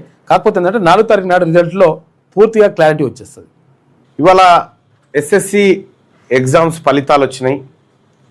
ఫలితాల్లో చాలామంది పిల్లలు పాస్ అయినారు. అయితే రైట్ టు ఎడ్యుకేషన్ గురించి మీకు మొన్న చెప్పిన కదా, రైట్ టు ఎడ్యుకేషన్ ఇంప్లిమెంట్ అయితే ఏం జరుగుతుంది, ఇంప్లిమెంట్ కాకపోతే ఏం జరుగుతుంది అనేటువంటి విషయాన్ని మీకు క్లియర్గా ఎక్స్ప్లెయిన్ చేసిన. ఇప్పుడు ఇంకొక ఉదాహరణ దొరికింది. ఆ ఉదాహరణ ఏందో ఒకసారి చూద్దాం. ఇవాళ మీరు ఈనాడు పేపరు, ఇంకో ఆంధ్రజ్యోతి పేపర్, ఈ పేపర్లు చూసిరనుకో మీకేం కనిపిస్తుంది? ఇక్కడ భాష్యం ఒక గొప్ప ఎంపికగా భాష్యం విద్యా సంస్థలే ఇగో ఇట్లా ఇవి వస్తాయి. భాష్యం విద్యా సంస్థలే ఇది ఈనాడు. ఆంధ్రజ్యోతిలో కూడా ఈ అడ్వర్టైజ్మెంట్ వస్తుంది. ఈ అడ్వర్టైజ్మెంట్ ధర ఎంత ఉంటుందంటే ఎంత కాదనుకున్నా 50 లక్షలకు తక్కువ ఉండదు. ఒకటే పేజీ ఫ్రంట్ పేజీ 50 లక్షలకైతే తక్కువ ఉండదు. 50 లక్షల రూపాయలు భాష్యం విద్యా సంస్థల నుండి ఈనాడుకు ఆంధ్రజ్యోతికి 50 ఇట్లా ప్రతి ఏడాది కొన్ని కోట్ల రూపాయల విలువైనటువంటి అడ్వర్టైజ్మెంట్లు పత్రికలు ఎక్కిస్తారు. ఒకవేళ రైట్ టు ఎడ్యుకేషన్ ఇంప్లిమెంట్ అయితే ఎక్కడిది డబ్బు? ఎక్కడిది? మళ్ళీ తల్లిదండ్రుల దగ్గర లాగినటువంటి డబ్బే కదా, తల్లిదండ్రుల దగ్గర లాగినటువంటి డబ్బే. కాబట్టి ఇక్కడ మీరు క్లియర్గా ఒక విషయాన్ని గమనించాలి. ఇది భాష్యం విద్యా సంస్థలకు సంబంధించినటువంటిది అయితే ఈనాడు ఆయన కొన్ని రాసుకొచ్చిండో అవి మనం చూడాలా, చాలా ఇంపార్టెంట్.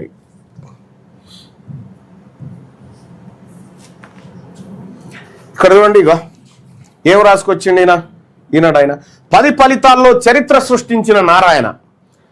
నెక్స్ట్ 10 ఫలితాల్లో భాష్యం విజయబేరి, సంచలనం సృష్టించిన ఎస్ఆర్ విద్యా సంస్థలు, ప్రతిభ కనబరిచిన రెసోనెన్స్ స్కూల్స్, కేశవరెడ్డి విద్యా సంస్థల ప్రభంజనం, సత్తా చాటిన త్రివేణి టాలెంట్ స్కూల్స్. ఏంటి ఇవన్నీ వీటికి అడ్వర్టైజ్మెంట్స్ ఇచ్చేటువంటి కంపెనీలు. ఇవన్నీ స్కూల్స్ కాదు, ఇవి పెయిడ్ న్యూస్. అది ఇదంతా పెయిడ్ న్యూస్. మనల్ని తల్లిదండ్రుల్ని తప్పుదోవ పట్టియడానికి ఈనాడుకు అక్కడ అడ్వర్టైజ్మెంట్ ఇస్తారు, ఇక్కడ రాపిస్తారు అన్నట్టు. ఆడ అడ్వర్టైజ్మెంట్ తో పాటు ఈ వార్త ఈనాడు ఇవన్నీ ప్రభంజనం సృష్టిస్తా ఉన్నాయని చెప్తున్నట్టు. అయితే ఇక్కడ మనం గమనించాల్సినటువంటి విషయం ఏంటంటే తల్లిదండ్రులారా, 10 ఫలితాల్లో చరిత్ర సృష్టించిన నారాయణ అంటే 10వ తరగతి ఫలితాల్లో 10 ఫలితాల్లో భాష్యం విజయబేరి. మొత్తం ఇవి ప్రైవేట్ స్కూల్, కార్పొరేట్ స్కూళ్ళని విజయ దుందిబి మోగించినాయి అని చెప్పి ఎందుకు రాసుకొచ్చిండు? అడ్వర్టైజ్మెంట్లు ఇస్తున్నారు కాబట్టి రాసుకొచ్చారు. ఈ అడ్వర్టైజ్మెంట్లు తల్లిదండ్రులు ఇవన్నిటిని చూసి మోసపోతారు అన్నట్టు. తల్లిదండ్రులు వీటిని చూసే మోసపోతారు. మరి ఈ అడ్వర్టైజ్మెంట్ల దుకాణము, ఈ కార్పొరేట్ దుకాణం బంద్ కావాలంటే ఏం చేయాలంటే ఇదే ఈనాడు దినపత్రిక నిన్నటి పేజీలోకి పోదాం, నిన్నటి డేట్లోకి ఒకసారి పోదాం.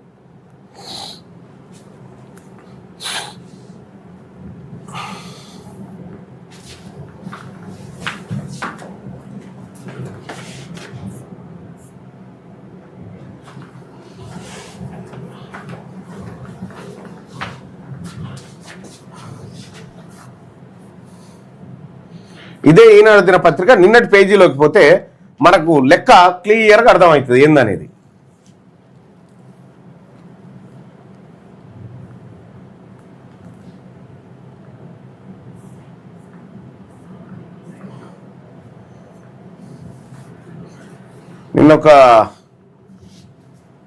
నేను మా సుదర్శన్ చూస్తాడేమో అనుకున్నది, కానీ బహుశా అది మెయిన్ పేజీలో లేదు కాబట్టి చూడకపోయి ఉండొచ్చు.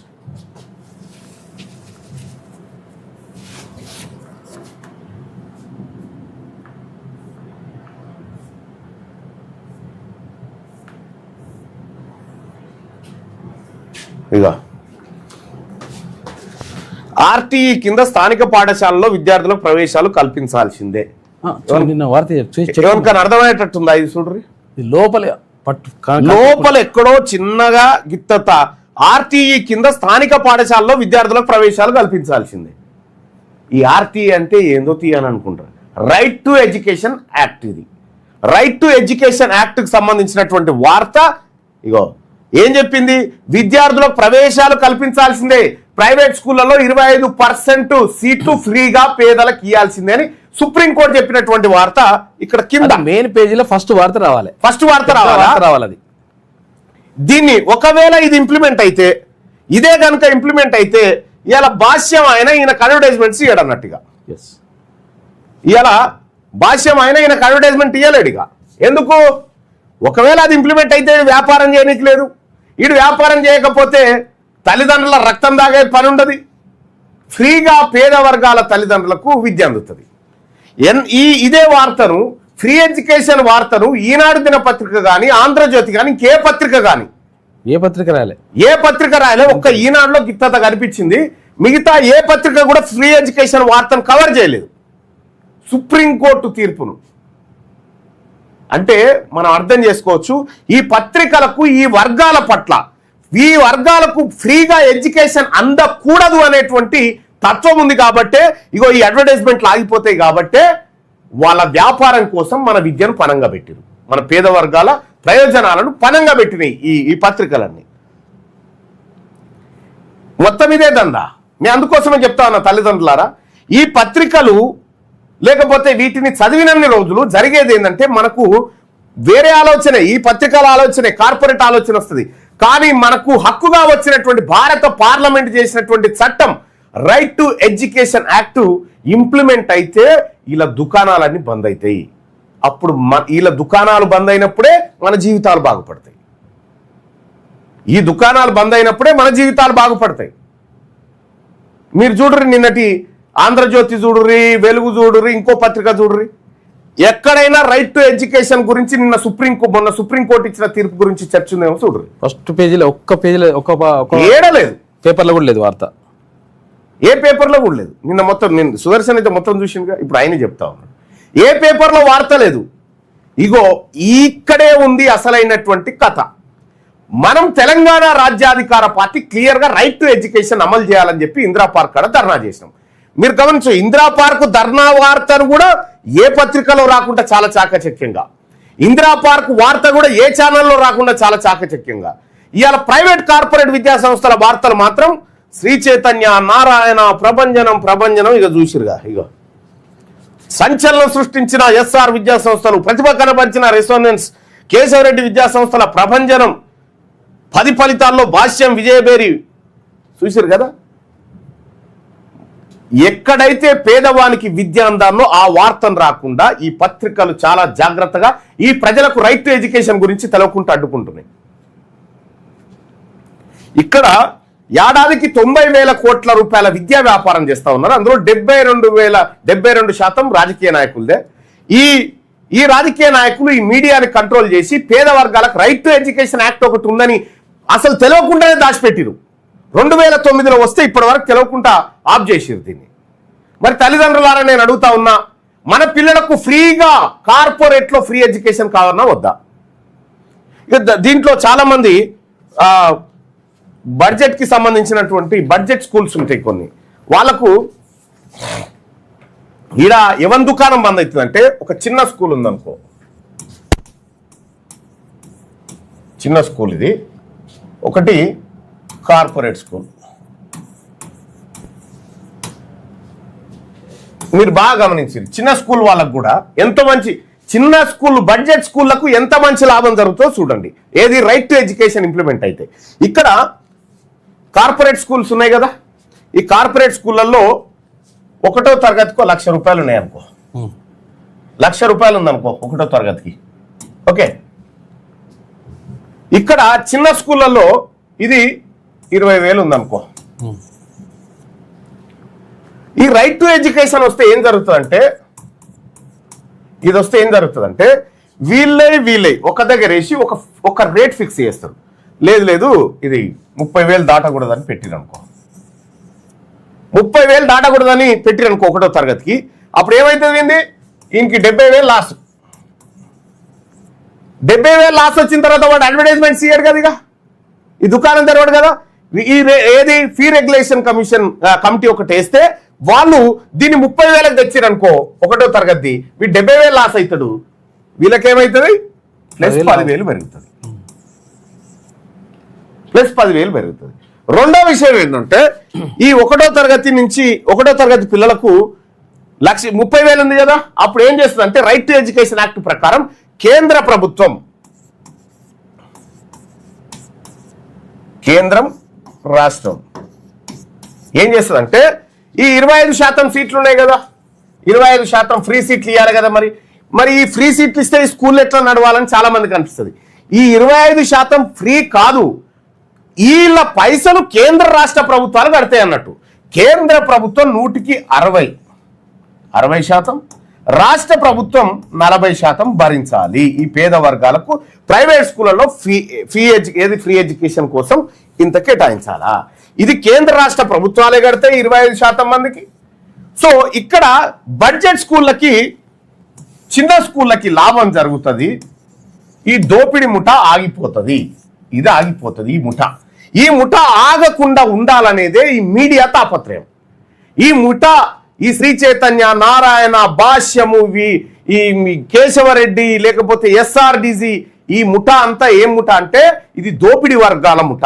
ఈ ముఠ ఆగడాలు ఆగిపోకుండా వీళ్ళు ఏం చేస్తారంటే ఇక్కడ రైట్ టు ఎడ్యుకేషన్ అమలు చేయకుండా ప్రభుత్వానికి, అధికారులకు లంచాలు ఇచ్చి కాపాడుతూ ఉంటారు అన్నట్టు. ఇక్కడ నష్టపోతుంది చిన్న స్కూళ్ళు, నష్టపోతా ఉన్నాయి, లాభపడుతుంది వీడు. ఇప్పుడు తెలంగాణ రాజ్యాధికార party right to education implement చేయమని ఎందుకు అడుగుతా ఉందంటే వీని దోపిడీ ఆగిపోయి ఈ చిన్న స్కూళ్ళు, బడ్జెట్ స్కూళ్ళు పెట్టుకొని జీవనోపాధి పొందుతున్నటువంటి నిరుద్యోగులు ఎవరైతే ఉన్నారో వీళ్ళకి లాభం జరుగుతుంది. సో అందుకోసమే నేను బడ్జెట్ స్కూల్, చిన్న స్కూళ్ళు ఉన్నాయి ఎవరైతే ఉన్నారో మీరు కూడా డిమాండ్ చేయండి. రైట్ టు ఎడ్యుకేషన్ ఇంప్లిమెంట్ చేస్తే మీరు ఒరిజినల్గా సేవ చేసినట్టుంటుంది. మీకు 25% ఫ్రీగా వీళ్ళే కడతారు. ఈ డబ్బులు నేరుగా స్కూళ్ళ అకౌంట్లోకి రాష్ట్ర కేంద్ర ప్రభుత్వాలు పంపిస్తాయి. 25% ఇంకా ఏడొచ్చింది నొప్పి, వాని కాడ వచ్చింది నొప్పి. మనము ఈ ఫీ రెగ్యులేషన్ కమిటీని ఒకటి వేయకపోవడం వల్ల వీడు ఇష్టం వచ్చినట్టుగా ఫీజులు పెంచుకుంటూ పోతా ఉన్నాడు. ఈ చిన్న స్కూళ్ళల్లో ఏమంటేనేమో తల్లిదండ్రులు ఇయ్యక 5 రూపాయలు తక్కువ, 10 రూపాయలు తక్కువ అని చెప్పి వాళ్ళు చెప్తా ఉంటారు. కాబట్టి నేనేమంటున్నా, ఇది చిన్న స్కూళ్ళకు సంబంధించినటువంటి బడ్జెట్ ఫ్రెండ్లీ యాక్ట్. ఇది చిన్న స్కూళ్ళకు సంబంధించిన బడ్జెట్ ఫ్రెండ్లీ యాక్ట్. మీ పిల్లలకు మీరు లక్షలకు అదే స్కూల్ ఉంటుంది, అదే క్లాస్ ఉంటుంది, అదే పేరు ఉంటుంది, మీ ఓన్ ఫీజు 1,00,000 నుంచి 30,000 పడిపోతుంది. ఈ రైట్ టు ఎడ్యుకేషన్ యాక్ట్ వస్తే తల్లిదండ్రులారా ఈ విషయాన్ని ఎవరైతే స్కూలుకు పిల్లల్ని పంపిస్తా ఉన్న తల్లిదండ్రుల్లో వాళ్ళకి చేరవేయండి. ప్రైవేట్ స్కూళ్ళలో పంపించే వాళ్ళకి ఒక్కసారి తెలంగాణ రాజ్యాధికార పార్టీతో చేతులు కలపండి. మీ పిల్లల ఎడ్యుకేషన్ ఫీజులు సగానికి సగం మాఫీ అయిపోతాయి. 25% మంది పిల్లలకు ఫ్రీ ఎడ్యుకేషన్ దొరుకుతుంది. మరి ఇక్కడ బడ్జెట్ స్కూళ్ళకు లాభమే జరుగుతుంది రైట్ టు ఎడ్యుకేషన్ వస్తే. దెబ్బ ఎవరికంటే శ్రీ చైతన్య, నారాయణ, కార్పొరేటివ్ అయితే ఉన్నాయో వాళ్ళకు దెబ్బ. వాళ్ళు వ్యాపారం చేస్తుంది, వాళ్ళు నిజంగా విద్యను వ్యాపారం చేసి దోపిడీకి దిగింది వాళ్ళు. కాబట్టి నేనేమంటే ఈ రైట్ టు ఎడ్యుకేషన్ ఇంప్లిమెంట్ చేయించడం కోసం ఇది కేవలం కార్పొరేట్ వ్యవస్థకు వ్యతిరేకంగా ఉంటుంది, మిగతా అన్నిటికీ అనుకూలంగానే ఉంటుంది. దయచేసి ఈ దిశగా ఆలోచించమని చెప్పి తల్లిదండ్రులను రిక్వెస్ట్ చేస్తా ఉన్నా. అలాగే ఇంకా ఈ 3-4 రాష్ట్రాల ఎన్నికలకు సంబంధించి అస్సాం, పశ్చిమ బెంగాల్, తమిళనాడు, కేరళ, ఆ తర్వాత పుదుచ్చేరికి సంబంధించినటువంటి ఎన్నికలపైన రకరకాల ఎగ్జిట్ పోల్స్, రకరకాల ప్రీ పోల్స్ కూడా చూడడం జరిగింది. సో ఏదేమైనప్పటికీ కూడా ఎన్నికల్లో నేను నిన్న అబ్జర్వ్ చేసిన కాడికి కొంతమంది నాకేదో ఒక వీడియో వచ్చింది. ఆ వీడియో నీకు పంపించిందా భరత్? ఇది ఇన్స్టాది. ఒక అతను ఏం చెప్తా ఉన్నాడు ఆ ఇన్స్టాగ్రామ్లో అంటే, పశ్చిమ బెంగాల్లో ఎన్నికలు జరుగుతూ ఉంటే అమిత్ షా గారు ఏం చేసిందట అంటే బంగ్లాదేశ్ నుంచి ముస్లింలు రాకుండా బార్డర్ పొంటి మొత్తం పాములు మొసళ్ళను పెట్టిన. వాడు తెలుగులో చెప్తాడు, వాడు ఎవడో దొరకలే కానీ వాడు పచ్చి అబద్ధాలు. వాని కింద ఇంకా కామెంట్ ఏందనుకున్నావు Darshan? Super duper, super duper, వా ఇంత ఎడ్డోళ్ళు ఎట్లా బతున్నారు నాయన. ఇంకా మనం ఫాల్ ఇచ్చిందంటే సూపర్. ఎన్ని ఫాల్ ఇచ్చింది, ఎన్ని లీటర్లు ఇచ్చింది నువ్వు అది చూస్తే నేను షాక్ అయినా. నేను చూసి ఎవర్రా వీడు నిజంగా గింత పచ్చి అబద్ధం చెప్తున్నాడు అని అనుకున్నా. ఇగో గిదట, ఈయన పేరు ఏందో రాహుల్ అమిత్ షా ఏదో ఉంది. ఇగో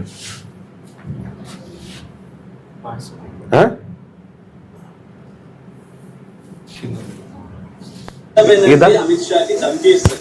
ఏమనంటే ఉన్న గుట్టల నుండి అడుగు కూడా బయట పెట్టనియను అని ధమ్కేస్తుంది. మన అమిత్ షా ఊకుంటాడా? నేను 15 రోజులు వెస్ట్ బెంగాల్ అని ఉంటా, మీరు ఏం బిక్కుంటారో బిక్కోరి అని చెప్తాను. चाहता हूँ बंगाल चुनाव में 15 दिन तक मैं बंगाल में ही रहने అసలు वाला हूँ। ఇటువంటి వీళ్ళు ప్రమాదం దేశానికి అమిత్ షాకి ధమ్కి ఇస్తే ఎట్లుంటుందో తెలుసు కదా. బంగ్లాదేశ్ నుంచి వెస్ట్ బెంగాల్ కి వచ్చి ఒక బార్డర్ ఉంటది 175 కిలోమీటర్స్. అక్కడ నుంచి వచ్చి ఓట్లేసి దర్జాగా బార్డర్ క్రాస్ అవుతుంది. ఆ బార్డర్ దగ్గర క్రొకడైల్స్ అండ్ పాములని సెక్యూరిటీ కోసం డిప్లాయ్ చేపిస్తుంది, ఎవ్వరు బార్డర్ క్రాస్ కాకుండా. మరి ఈసారి వెస్ట్ బెంగాల్ లో ఎవరు గెలుస్తారని మీరు అనుకుంటారో, మీ ఒపీనియన్ ఏంటో కమెంట్ చేయండి. చెప్పు తీసుకొని మీ ముఖం మీద కొట్టు. ఎవడా వాడు పాములు మొసళ్ళు పెడతా ఉండట. వెస్ట్ బెంగాల్ నుంచి మన బంగ్లాదేశ్ నుంచి వెస్ట్ బెంగాల్ కి వచ్చే బార్డర్ లో పాములు మొసళ్ళను పెట్టి సెక్యూరిటీ కింద డిప్లాయ్ చేస్తా ఉన్నాడట. వాడు చెప్పుడు ఎంత చెప్పుడు. దీని కింద రాసిన అరే పుల్లయ్య పిల్లకుత్త మాటలు చెప్తున్నావు. ఇండియా ఆర్మీ ఉండగా కుక్కలు పాములు ముసలు దేశానికి కాపలా అని చెప్పి మంచిగా ఇక ఈ జెండా చూడిగా అరే సిగ్గుండాలి. మొత్తం బీజేపీ కలిసి ఒక్క లేడీని ఏం చేయలేకపోతున్నారు. మళ్ళా ఏం అయ్యో పక్కా టీఎంసీ ఇన్షాల్లా జై బీజేపీ పట్టేగీలు. ఏం ఇలా బుర్రలో గిత్త కూడా గుజ్జు ఉండదు. ఇంకా వీళ్ళని ఫాలో అయితే ఇంకా గమ్మత్ ఏంటంటే ఇది రియాలిటీ ఏందని చూసుకోవాలి కదా. నాకెవరో పంపితే నేను చూసిన నాకు ఇది చూడాలి వీళ్ళు ముచ్చటాన్ని. ఇక్కడ పాములు క్రొకడైల్స్ ని బంగ్లాదేశ్ ఆ తర్వాత వెస్ట్ బెంగాల్ బార్డర్ 175 కిలోమీటర్ లో మొత్తం అన్నింటినీ డిప్లాయ్ చేసిండట. ఇది ఆడుంటాడు. ఈయన పేరేమన్నా తెలుసా? ఈయన పేరేమన్నా రాహులో ఎట్లా చూస్తారో ఇన్స్టాగ్రామ్ గాని. అయితే గింత ఎర్రి నా కొడుకులు బతికి సమాజానికి ఏం చెప్తా ఉన్నారా మీరు ఇంట్లో. ఇంకా దీనికి లైకులు 138K లైకులు, 3.4K షేర్లు. ఈ అబద్ధం 138,000 మంది లైకులు కట్టింది చూసుకో. అయ్యో వీళ్ళని ఎట్లా బతుకుతారా నాయన. ఇంత తెలివి లేకుండా, కనీస జ్ఞానం లేకుండా. ఫస్ట్ విన్న దావకాలా చూపిర్రా. ఏం పేరు? ఎంఆర్ సన్నియా. అమ్మ వీడు ఎవర్రా ఆయన. ఇగో ఇటువంటి హౌలగాలతోటి సమాజం ముందుకు పోదు ఎన్నడిగా. ఆడ సరే బెంగాల్ ఎన్నికలు ఎవడు గెలిస్తే ఎవడు పోతాడు తర్వాత కానీ